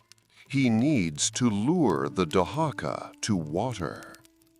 The throne room, even in its ruined state, is built around the island's mystical water systems. Channels and pools, though now stagnant and dark, still contain the water of time, the only substance that can harm the guardian of the timeline. The prince's strategy becomes clear. He must maneuver the colossal beast towards one of these pools. He uses himself as bait, drawing the Dahaka's attention, leading it on a chase through the crumbling hall. He runs along walls, leaps over chasms, and uses his time-bending powers to narrowly escape the monster's grasp, all while guiding it closer and closer to the water. Kaileena plays her part perfectly. She uses her own powers, a minor control over the local flow of time, to slow the creature momentarily, to create openings for the prince. She launches ranged attacks with her daggers, not to harm it, but to force it to change direction, to steer it into the prince's path. Their synergy is perfect, a silent understanding passing between them as they work together to trap their seemingly invincible foe. Finally, the prince sees his chance. He positions himself on a platform across a large pool of water. He taunts the Dahaka, drawing its full fury. The monster, in its blind rage, lunges at him, its massive body crashing into the pool. The effect is immediate and violent. The moment the Dahaka touches the water of time, it shrieks in agony. Its smoky, ethereal form begins to solidify, to become vulnerable, tangible. The water sizzles and steams around it, burning the creature as if it were acid. This is their moment. The prince and Kaileena attack with everything they have. Their blades, which were useless before, now bite deep into the monster's solidified flesh. The Dahaka, wounded and enraged, thrashes wildly, its immense power now matched by its immense pain. It is still a formidable opponent, but it is no longer invincible. For the first time in 7 long years, the prince is not just running from the Dahaka. He is fighting it. And for the first time, he has a chance to win. The hunted has become the hunter, and the battle for his soul reaches its violent climax.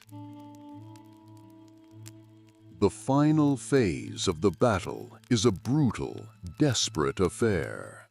The Dahaka, trapped in the pool of water and weakened, is a cornered beast. It lashes out with all its remaining power, but the prince and Kaileena press their attack relentlessly. The prince, using the sword of the water warrior, a blade he discovered capable of harming the beast, leaps onto the monster's back, driving the sword deep into its hide. Kaileena continues to harry it from the sides, her own blades finding purchase in its vulnerable form. With a final, earth-shattering roar of agony, the Dahaka dissolves, not into smoke and shadow, but into nothingness. It is gone, erased. The guardian of the timeline has been defeated. A profound silence descends upon the ruined throne room, a silence that feels heavier than any sound. The prince stands panting, his body bruised and battered, his mind reeling. For 7 years, this creature has been the source of his every waking fear, the shadow that has stalked his every step. And now it is gone. He is free. He turns to Kaileena. She too is breathing heavily, a look of disbelief on her face. The prophecy that has defined her entire existence has been broken. She was not killed by the prince. She was saved by him. And the agent of her fate, the Dahaka, has been destroyed. She is also free. They look at each other. Two souls who were destined to be enemies, now bound together by a shared victory against fate itself. The tension of battle gives way to a quiet, profound relief. In that moment, standing amidst the ruins of her kingdom, a new bond forms between them. It is more than just the camaraderie of battle. It is a connection born from their shared struggle against a force greater than themselves. He sees not an empress or a warrior, but a woman who has been liberated from a terrible burden. She sees not a fated killer or a desperate fugitive, but a man of incredible courage and resilience, the one person who refused to accept the destiny written for him. They have done the impossible. They have stared into the face of fate and forced it to blink. The future is no longer a set path, but an open sea. With the Dahaka gone, there is nothing to stop them from leaving the island of time together. With the prince's quest, which began as a desperate flight for survival, has ended in a victory he never thought possible. He has not only saved himself, but he has also saved the Empress of Time. He believes his trials are finally over. He can go home, and this time he will not be alone. But fate, as he will soon learn, has a way of collecting its debts, and the future he has just forged will be born in fire and shadow. With the Dahaka defeated and their fates rewritten, a fragile peace settles over the prince and Kaileena. The island of time, once a prison and a battleground, is now just a place of ghosts and memories. There is nothing left for them here. Their only thought is to leave, to sail away, and start a new life in a world they have fought so hard to protect.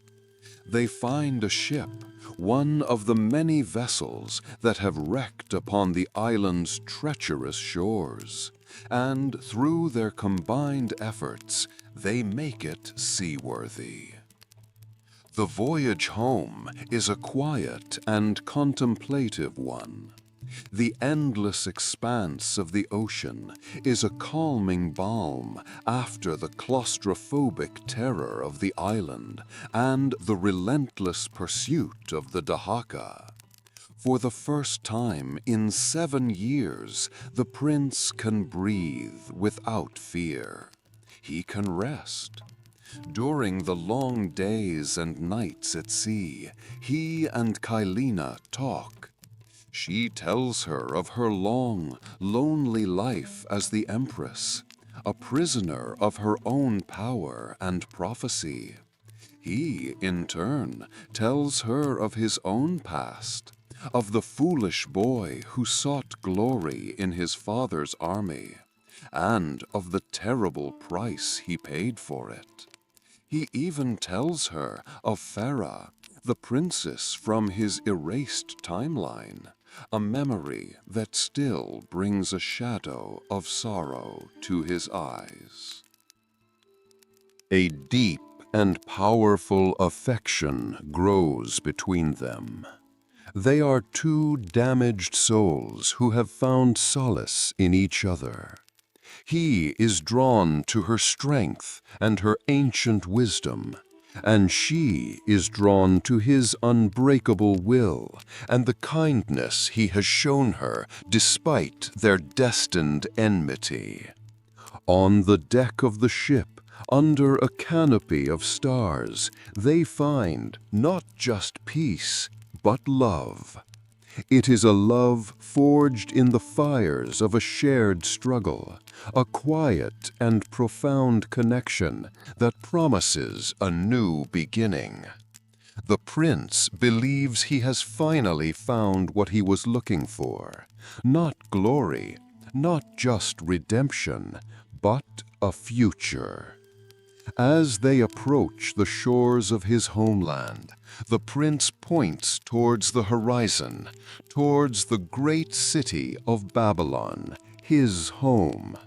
He tells Kaileena of its beauty, its magnificent gardens and towering ziggurats.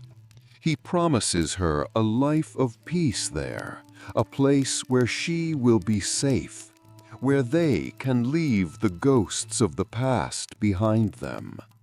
She looks at him, her eyes filled with a love and trust that he has earned.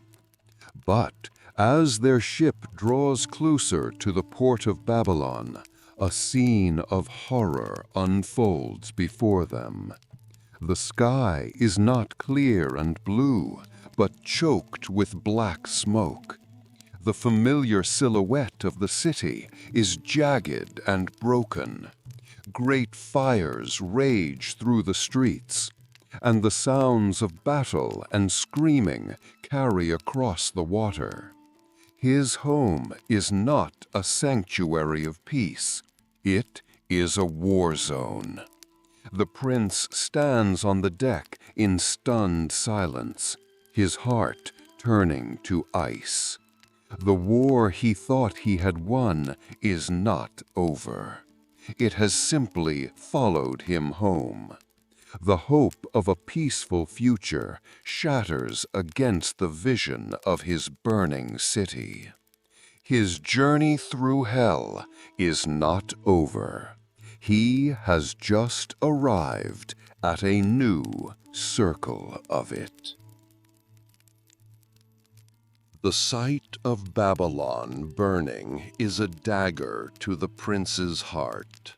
The peace he had so desperately earned, the future he had promised Kaileena, all turns to smoke and ash before his very eyes. As their ship sails into the harbor, they are immediately attacked.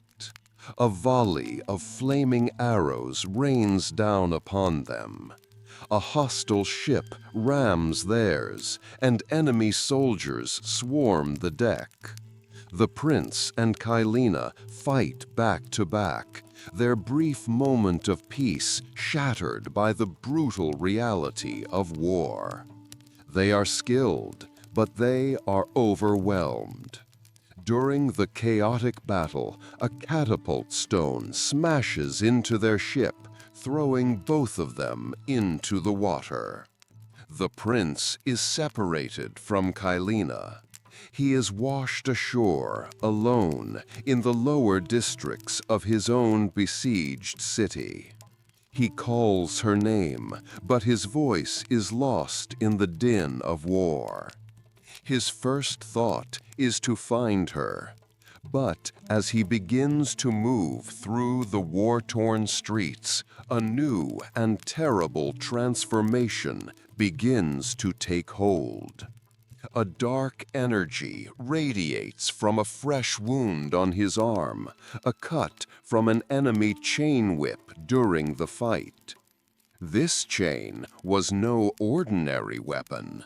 It was tainted with the power of the Sands of Time.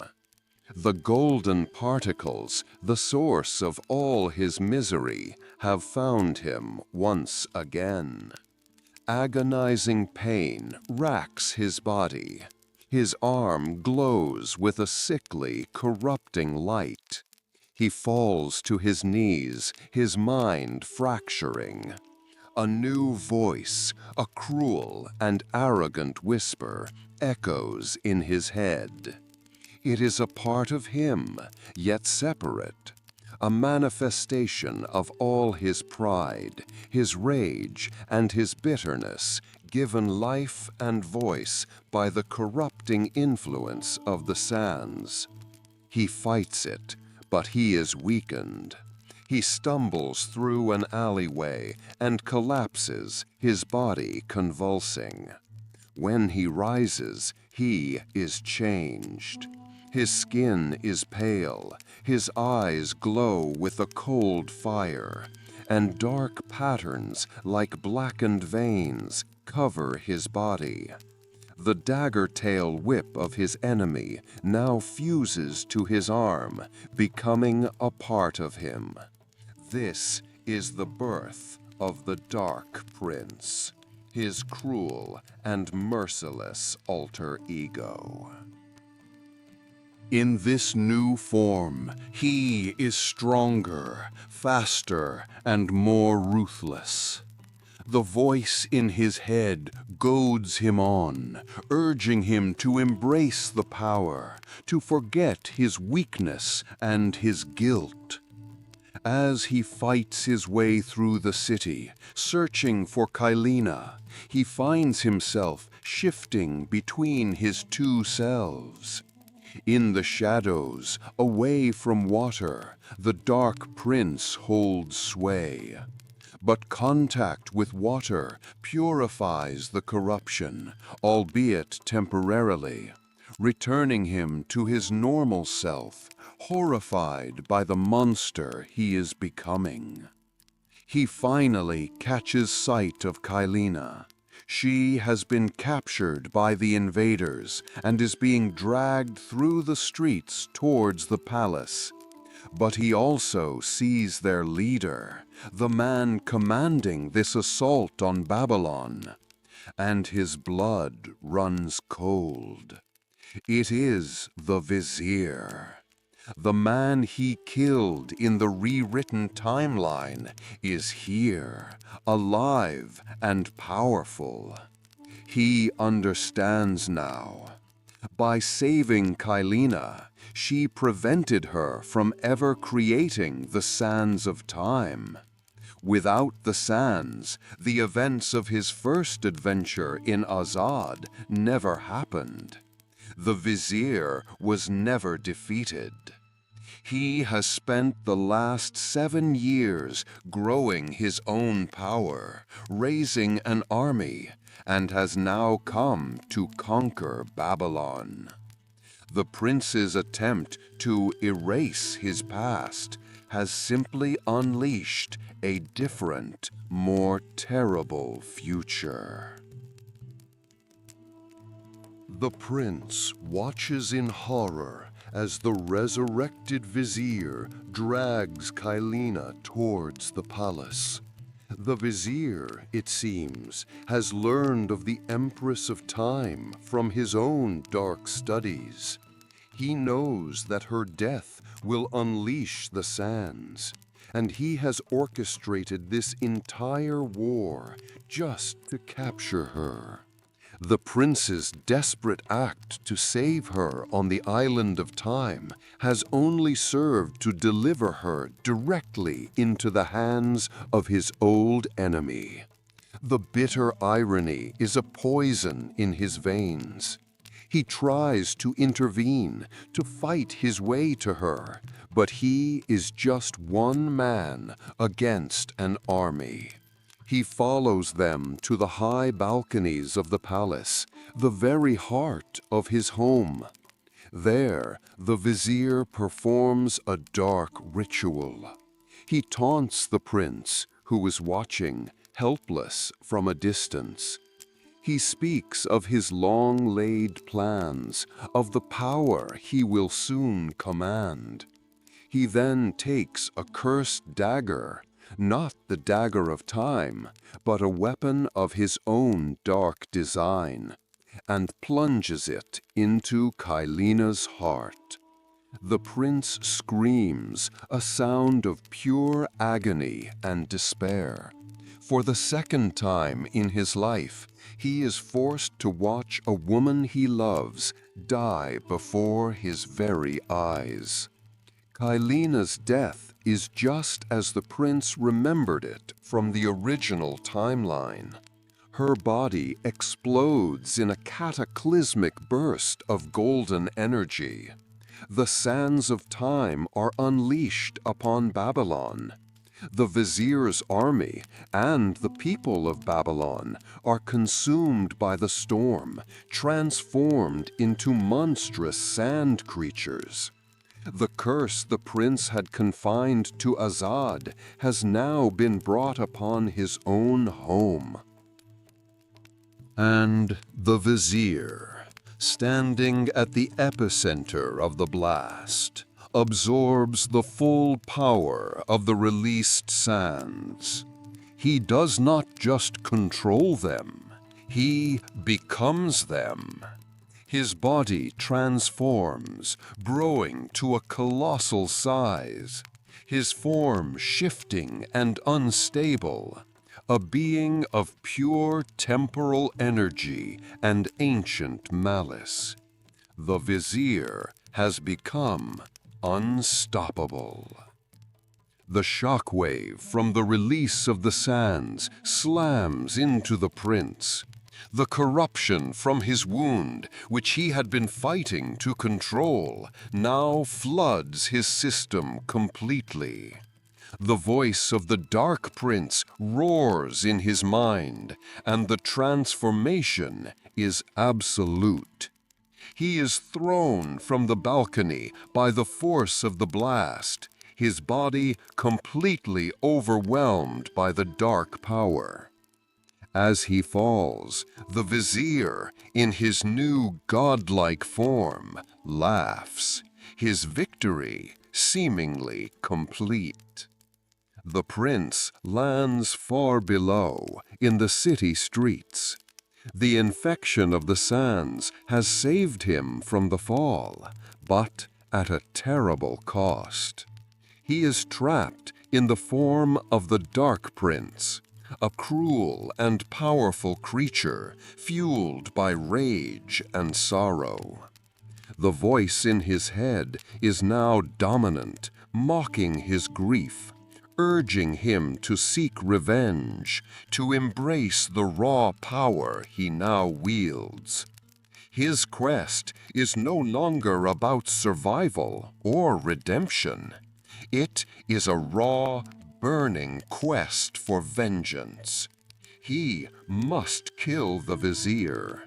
But to do that, he must first battle the monster that now resides within his own soul. Babylon is now a realm of nightmares. The beautiful city of the prince's youth is a twisted ruin, its grand architecture draped in a grotesque, sandy corruption. The air is thick with the moans of the newly created sand monsters that shamble through the streets. The prince, trapped in his dark form, moves through this hellscape with a grim purpose. He must find a way back up to the palace to confront the godlike vizier who has taken everything from him. His journey is a brutal one. As the Dark Prince, he is a formidable engine of destruction. The dagger-tail whip that is fused to his arm is a deadly and versatile weapon. He can lash out at enemies from a distance, pulling them off ledges or choking the life from them. He is stronger and more vicious than his normal self, and he carves a bloody path through the hordes of sand creatures. The voice in his head provides a constant, cynical commentary, praising his brutality, mocking his past weakness, and pushing him to be ever more ruthless. It is a seductive poison, and in his grief and rage, a part of him wants to listen. But the prince is still there, buried beneath the surface of this dark persona. He is a prisoner in his own body, forced to watch as this monstrous version of himself commits acts of savage violence. His only moments of control come when he finds sources of water, a fountain, a pool, a stream. Contact with water temporarily cleanses the sand's corruption, forcing the transformation back. He returns to his normal self, gasping, horrified by his other half's actions. These moments of clarity are a torment. He sees the destruction of his city, the suffering of his people, and knows that he is, once again, responsible. His attempt to escape fate has led to this. It is during one of these moments of clarity, after cleansing himself in a fountain, that he is found, not by a monster, but by a familiar figure. A woman with a bow, her face hardened by years of war, her eyes filled with a fiery defiance. It is Farah. She is alive. After he left her in Azad all those years ago, in the timeline he created, she has grown into a hardened warrior. The vizier's rise to power and his subsequent invasion have forced her and her people into a long and brutal war. She has been leading the resistance against him. Their reunion is not a happy one. She does not see the haunted man who once whispered his name to her. She sees the Prince of Persia, the son of the king whose army conquered her city. She sees him appearing in the middle of this new catastrophe, and she is deeply suspicious. She does not know of his connection to the sands or the dark secret he now carries. She sees only an enemy, or at best, an untrustworthy and dangerous variable in this desperate war for survival. The prince, his heart already broken by the loss of Kaileena, now faces the woman from his ghost life and finds not an ally, but an accuser. The reunion with Farah is fraught with the tension of a history that only the prince remembers. To him, she is a painful reminder of a life he erased, a love he lost. To her, he is the symbol of a past conquest, and his sudden appearance in the midst of this new chaos is highly suspect. She questions him, her words sharp and mistrustful. Where has he been for 7 years? Why has he returned now, just as the vizier unleashes this new horror upon Babylon? The prince has no answers he can give her, no explanation that would make any sense. How can he tell her of the island of time, of Kaileena, of the Dahaka? How can he explain the monster that lurks within him? He tries to warn her, to form an alliance as they once did in another lifetime. He tells her that the vizier is the true enemy, that they must work together to stop him. Farah, a pragmatic leader despite her personal feelings, can see the truth in that. She has been fighting the vizier for years. She agrees to a truce, a temporary alliance of convenience, much like the first one they ever formed. But this time, the distrust is far deeper. She keeps her distance, her bow always ready, her eyes constantly watching him for any sign of betrayal. Their journey through the war-torn city is a tense affair. They fight together, their combined skills once again proving effective against the sand monsters. His acrobatic swordplay and her deadly archery create a zone of death around them. But there is no warmth, no growing trust. The prince is constantly on edge, not just from the enemies around them, but from the enemy within. He lives in constant fear of the transformation.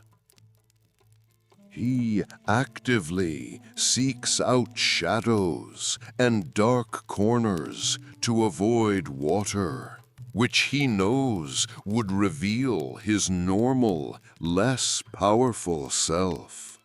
But he also desperately seeks water to keep the Dark Prince from taking over completely. It is a constant, agonizing balancing act. The voice of the Dark Prince is a torment. It mocks his attempts to reconnect with Farah. She hates you, it whispers. She sees you for the failure you are. Why do you need her? Her arrows are nothing compared to your power. The Dark Prince is jealous, possessive, seeing Farah as a link to the prince's weaker self, the part of him that feels guilt and remorse. It tries to drive a wedge between them, to isolate the prince so that it can gain full control. The prince fights it, clinging to the memory of the Farah he knew, the woman he once loved. He sees glimpses of her in this hardened warrior, in her courage and her fierce determination.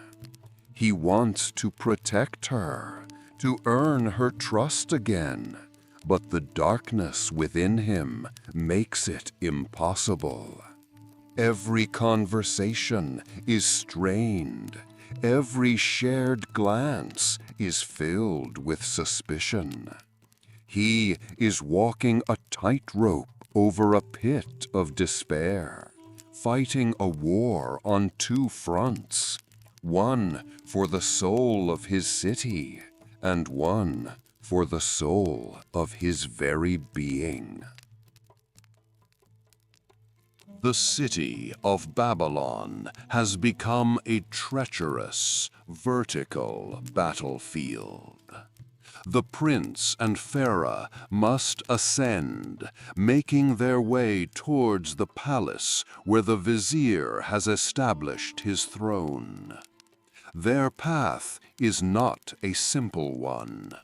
They must navigate ruined buildings, scale massive statues, and traverse precarious gardens that hang thousands of feet above the ravaged streets.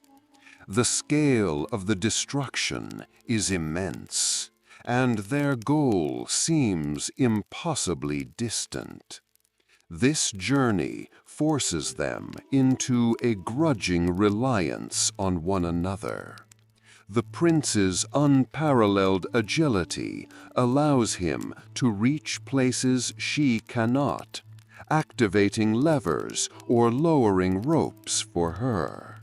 Her archery, in turn, protects him from distant threats, her arrows finding their mark in sand creatures that would otherwise overwhelm him.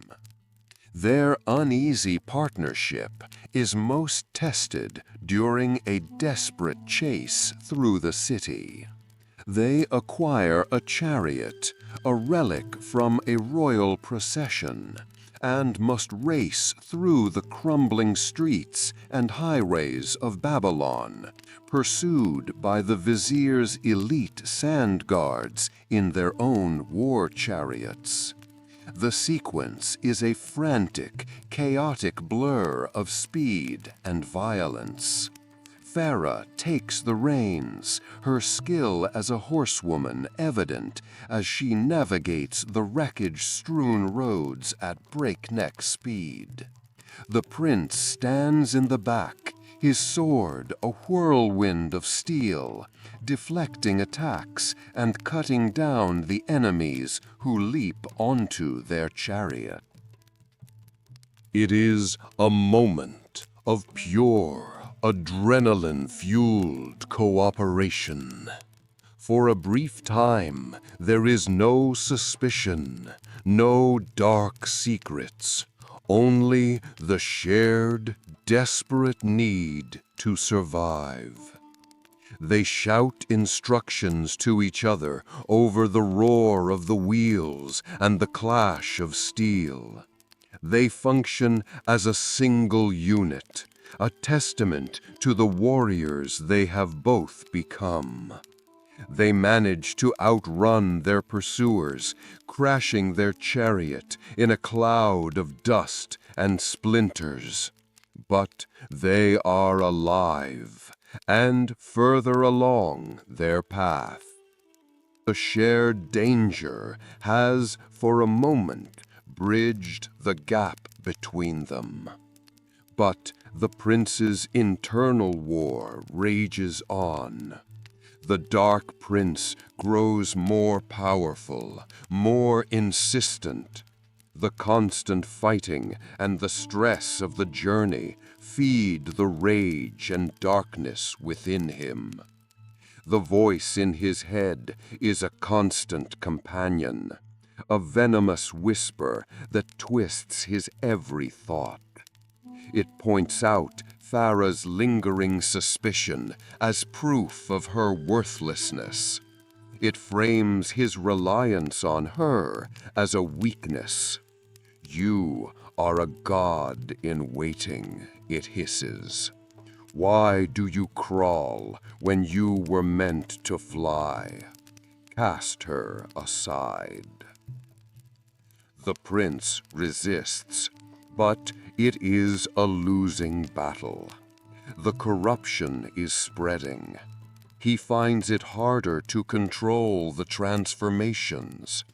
The periods he spends as the Dark Prince grow longer, his actions more brutal. He lives in terror of Farah discovering his secret, of her seeing the monster he has become. The physical ascent towards the vizier's throne is mirrored by his internal descent into the darkness of his own soul. He is fighting for his city, but he is losing the fight for himself. The constant stress and the spreading corruption of the sands take their inevitable toll. After a particularly grueling series of battles, the prince and Farah find a moment of supposed safety in a secluded chamber. Exhausted, the prince lets his guard down.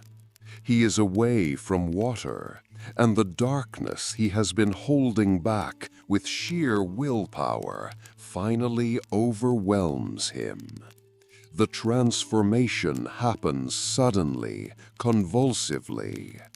Farah watches in wide-eyed horror as the man she has been fighting alongside twists and contorts, his skin paling, dark markings spreading across his body, the chain on his arm glowing with malevolent energy. She sees him become the monster. The Dark Prince turns to face her, a cruel, arrogant smirk on his face. The voice in his head is ecstatic. The secret is out. There is no more need to hide. See, it whispers. She looks at you with fear. Good. Let them all fear you. The Dark Prince says nothing to her, only looks at her with contempt, as if she is a bug beneath his notice. For Farah, this is the ultimate betrayal. The man she cautiously began to trust is one of the very creatures she has been fighting. She sees his transformation not as a curse, but as his true nature revealed. In her eyes, he is no different from the other sand monsters, perhaps even worse for his deception. She draws her bow, her hands steady despite the fear and anger that course through her. She fires an arrow, not at him, but as a warning, telling him to stay back. She retreats, her face a mask of revulsion and heartbreak. She leaves him alone in the chamber, the chasm between them now absolute and seemingly unbridgeable. The Dark Prince laughs, a harsh, grating sound. He feels liberated by her rejection. He no longer has to pretend. He no longer has to fight for the approval of a mortal woman. He is free to embrace his power completely. The prince, however, the consciousness trapped within the monster, is devastated. Her look of horror is a physical blow. He has lost everything and everyone he has ever cared about. First his father, then Farah in another life, then Kaileena, and now he has lost Farah all over again, in the most terrible way possible. Despair washes over him, a cold tide that threatens to drown the last embers of his resistance. The Dark Prince revels in this despair, feeding on it, using it to strengthen his hold. Alone, and with his monstrous secret revealed, the prince continues his ascent. But now something has changed. He is no longer just fighting the vizier. He is fighting to prove the Dark Prince wrong. He is fighting to show Farah, and more importantly, himself, that he is not the monster she thinks he is. His quest for vengeance is now intertwined with a desperate, seemingly hopeless quest for self-redemption. He must not only defeat the god in the throne room, but also the demon in his own soul. Shattered by Farah's rejection and struggling against the ever stronger will of his dark hath, the prince presses on alone. His journey takes him to the highest levels of the city, now completely twisted by the vizier's power. The architecture itself seems designed to break his spirit, with impossible climbs and deadly traps.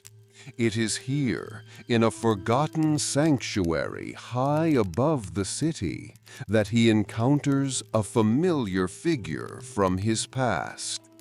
He finds his father, King Sheriman, but it is not the hulking sand monster from his erased memories of Azad.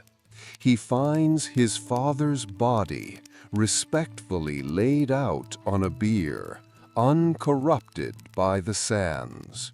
The people of Babylon, it seems, honored their fallen king even as their city was being destroyed.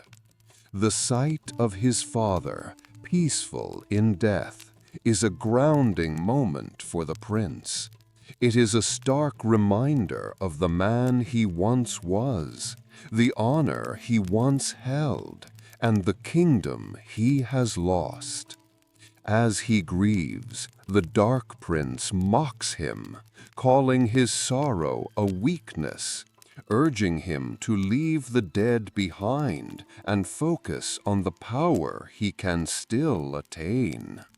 The internal conflict reaches a fever pitch. The prince, weakened by sorrow, begins to succumb to the darkness. It is at this moment of crisis that Farah returns. She has followed him, her anger having cooled into a worried concern. She saw him not as a monster, but as a man in torment. She calls out to him, her voice cutting through the Dark Prince's hateful whispers. She tells him that the people of Babylon need their prince, not this dark caricature. She tells him that she has seen his struggle and that she believes the man is stronger than the monster. Her words are a lifeline, a sliver of light in his all-consuming darkness. Her faith in him gives the prince the strength he needs to fight back. He pushes the Dark Prince down, reasserting control. He turns to Farah, his eyes filled with gratitude. But he knows her faith alone is not enough. He is still cursed. Just then, an old, familiar voice speaks. "It seems you have finally understood." An old man, the same storyteller who once warned him of the Dahaka, appears from the shadows. He is a guardian of this place, a keeper of wisdom. The old man explains the nature of the prince's condition. The Dark Prince is not an external entity. It is a part of him, his pride, his rage, his ambition. The sands did not create it. They merely unleashed it. He tells the prince that he can never destroy his dark side, for to do so would be to destroy a part of himself. He cannot fight it with strength, but must master it with wisdom. Do not be sorry for what you have done, the old man advises. Be who you are. He is telling the prince that he must accept this darkness, integrate it, and control it, rather than letting it control him. It is a profound and difficult lesson, the final piece of wisdom he needs before his final confrontation. Armed with the old man's wisdom and buoyed by Farah's renewed faith, the prince feels a shift within himself. The constant war in his mind begins to quiet. He understands now that fighting the Dark Prince is a futile struggle. The creature is a part of him, and to deny it is to deny his own nature, his own past, his own pain. He must not destroy it. He must accept it. He must become its master. As he and Farah begin the final ascent to the vizier's throne at the very pinnacle of the palace ziggurat, he no longer fears the transformation. When the darkness comes, he does not fight it. He accepts it. And in doing so, he finds a new level of control. He can now tap into the Dark Prince's power without succumbing to its corrupting influence. He can use the dagger-tail whip, the enhanced strength, and the savage agility. But his mind remains his own. The cruel voice is still there, but it is no longer a commanding roar. It is a muted whisper that he can choose to ignore. He has not killed his inner demon. He has put a leash on it. This newfound mastery is put to the test on the final climb. The vizier, sensing his approach, throws his most powerful minions and most devious traps at them. The prince moves with a fluid grace that is both beautiful and terrifying. He shifts between his two forms seamlessly, using the unique abilities of each to overcome the obstacles. He uses the prince's agility and defensive skill for precise platforming and navigating tight spaces. He then transforms into the Dark Prince to unleash brutal force, clearing pathways of enemies and swinging across vast chasms with the dagger tail. Farah watches in awe, seeing not a man and a monster, but a single, integrated warrior who has forged his own broken pieces into a weapon. Their teamwork reaches its zenith. They are no longer a suspicious pair, but true partners. They communicate without words, anticipating each other's needs, covering each other's weaknesses.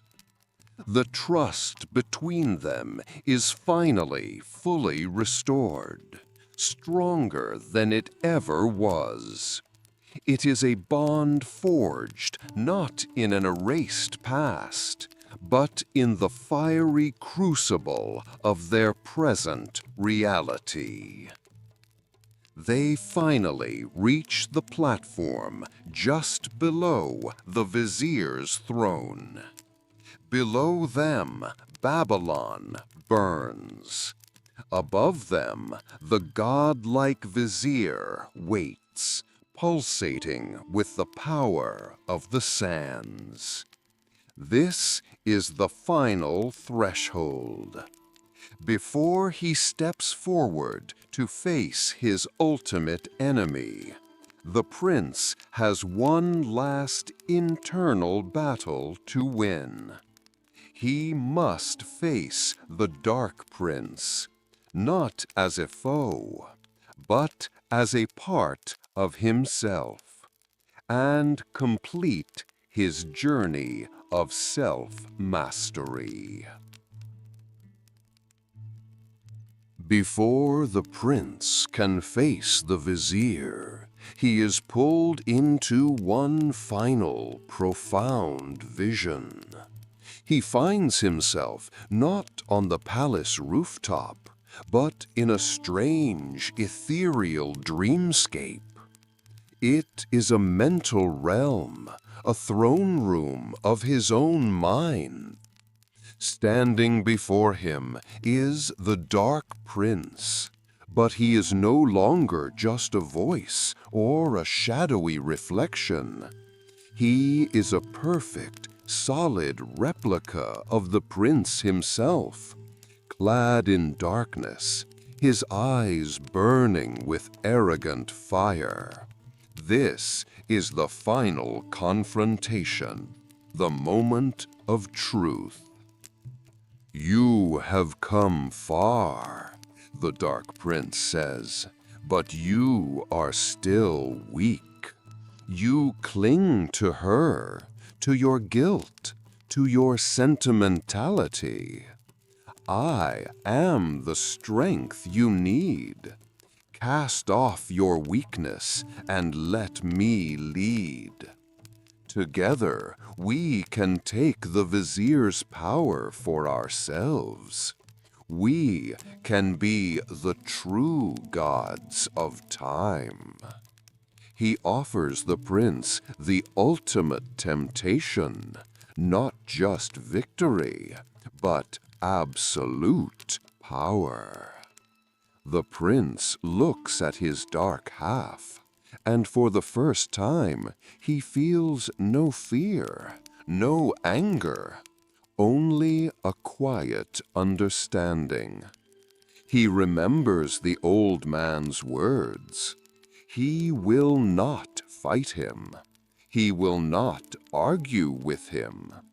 He turns his back on the Dark Prince, walking towards a shimmering light at the edge of the dreamscape, where he can hear Farah's voice calling his name. The Dark Prince is enraged by this dismissal. "Do not turn your back on me. I am you. You cannot escape me," he roars, his form beginning to flicker and lose its substance. "You are right," the prince says calmly, without turning around. "You are a part of me. You are my pride, my anger, my lust for power. And you will always be a part of me. But you will not lead. You will follow." With each step, the prince takes towards Farah's voice, towards the light, the Dark Prince weakens. The mental realm around them begins to crumble.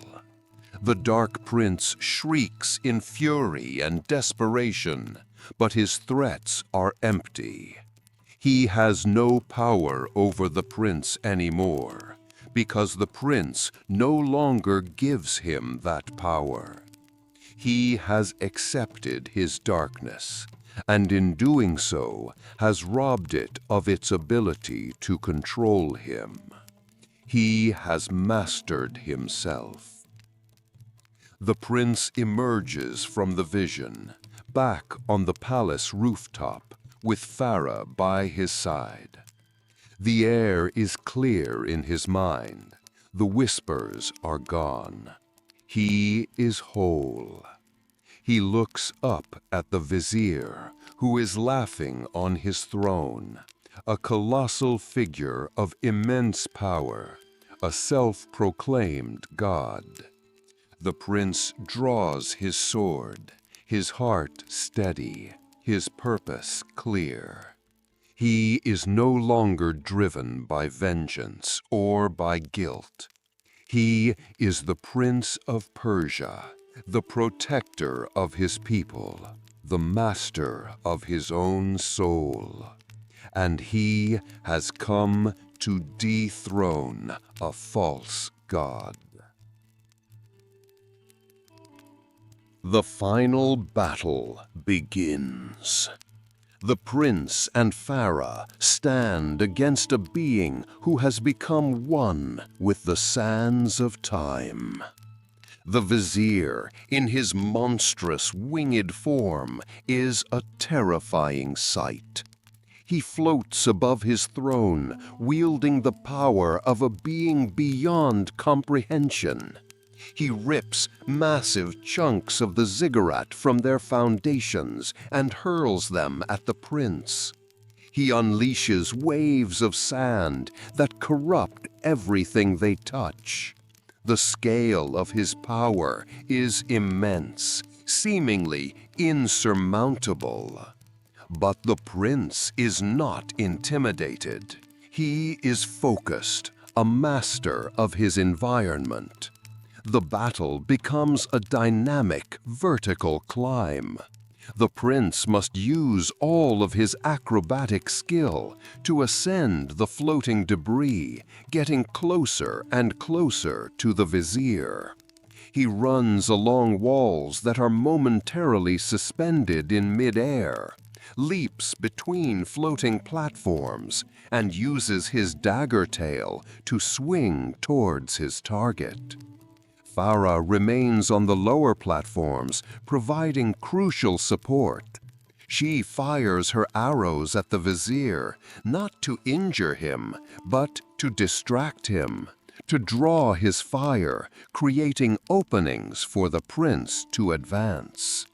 The vizier, in his arrogance, underestimates the mortal man climbing towards him. He sees the prince as an insect, a minor annoyance.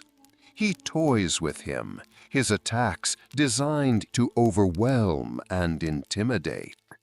But the prince is relentless. He uses the vizier's own destructive power against him, navigating the very chaos the tyrant conjures. He is a blur of motion, a testament to the strength of human will against a force that believes itself invincible. As the prince gets closer, he leaps from a final platform, a daring, impossible jump, and lands directly on the vizier's massive body. He begins to climb the tyrant himself, scaling his sandy hide like a mountain. The vizier roars in fury, trying to shake him off, but the prince holds fast. He is no longer just a man. He is an embodiment of defiance. He climbs higher and higher towards the one point of vulnerability he can see, the heart of the creature, where the original form of the vizier is still visible, encased in the swirling sands. He reaches the chest of the colossal being. The vizier tries to swat him away, but it's too late. The prince raises his father's sword high. It is the sword of a mortal king, a symbol of true earned honor. With a final, powerful cry that is a mixture of grief, rage, and righteous fury, he plunges the blade deep into the vizier's heart. For a moment, there is silence. And then the Titan screams. It is a sound not of power, but of pure, undiluted agony. The false king is dying. A blinding light erupts from the vizier's chest. The power of the sands of time, now without a vessel to contain it, explodes outwards. The towering, unnatural form of the vizier shatters, dissolving into inert, lifeless sand that rains down upon the city of Babylon. The curse is broken. The malevolent energy that has twisted the city and its people evaporates. The sand monsters crumble into dust, their human forms briefly visible before fading away. The dark, sandy corruption recedes from the walls of the palace, revealing the beautiful city beneath. The sky begins to clear, and the first rays of dawn break over the horizon, washing the city in a soft, golden light. The prince falls, but he is caught by a familiar pair of hands. Farah is there, her face filled with relief and pride. They stand together on the highest peak of the palace, looking out over their wounded but living city. The war is over. The silence that follows is one of peace. In the aftermath, the prince stands before Farah. He is no longer a hunted fugitive or a cursed monster. He is just a man. But he is a man who has finally come to terms with himself. He looks at her, and this time there are no secrets, no erased timelines, no hidden darkness between them. He begins to tell her a story. He tells her of his journey, of the foolish boy he once was, of the island of time, of Kaileena, of the Dahaka, and of the love and loss that has shaped him. He tells her everything. And as he speaks, she listens, and she understands. She sees the depth of his journey, the weight of his burdens, and the strength it took to overcome them. The chasm between them is finally closed, bridged by honesty and a shared future. And now, loyal friend, our epic tale comes to its close. The prince has found his peace, his city is safe, and his heart is finally whole. The trials of time are over. It is time for you, too, to find your peace. Let the story of the prince, his struggles, and his final victory be a gentle guide into your own quiet rest. There are no more monsters to fight, no more fates to defy. There is only the calm and the quiet of this moment.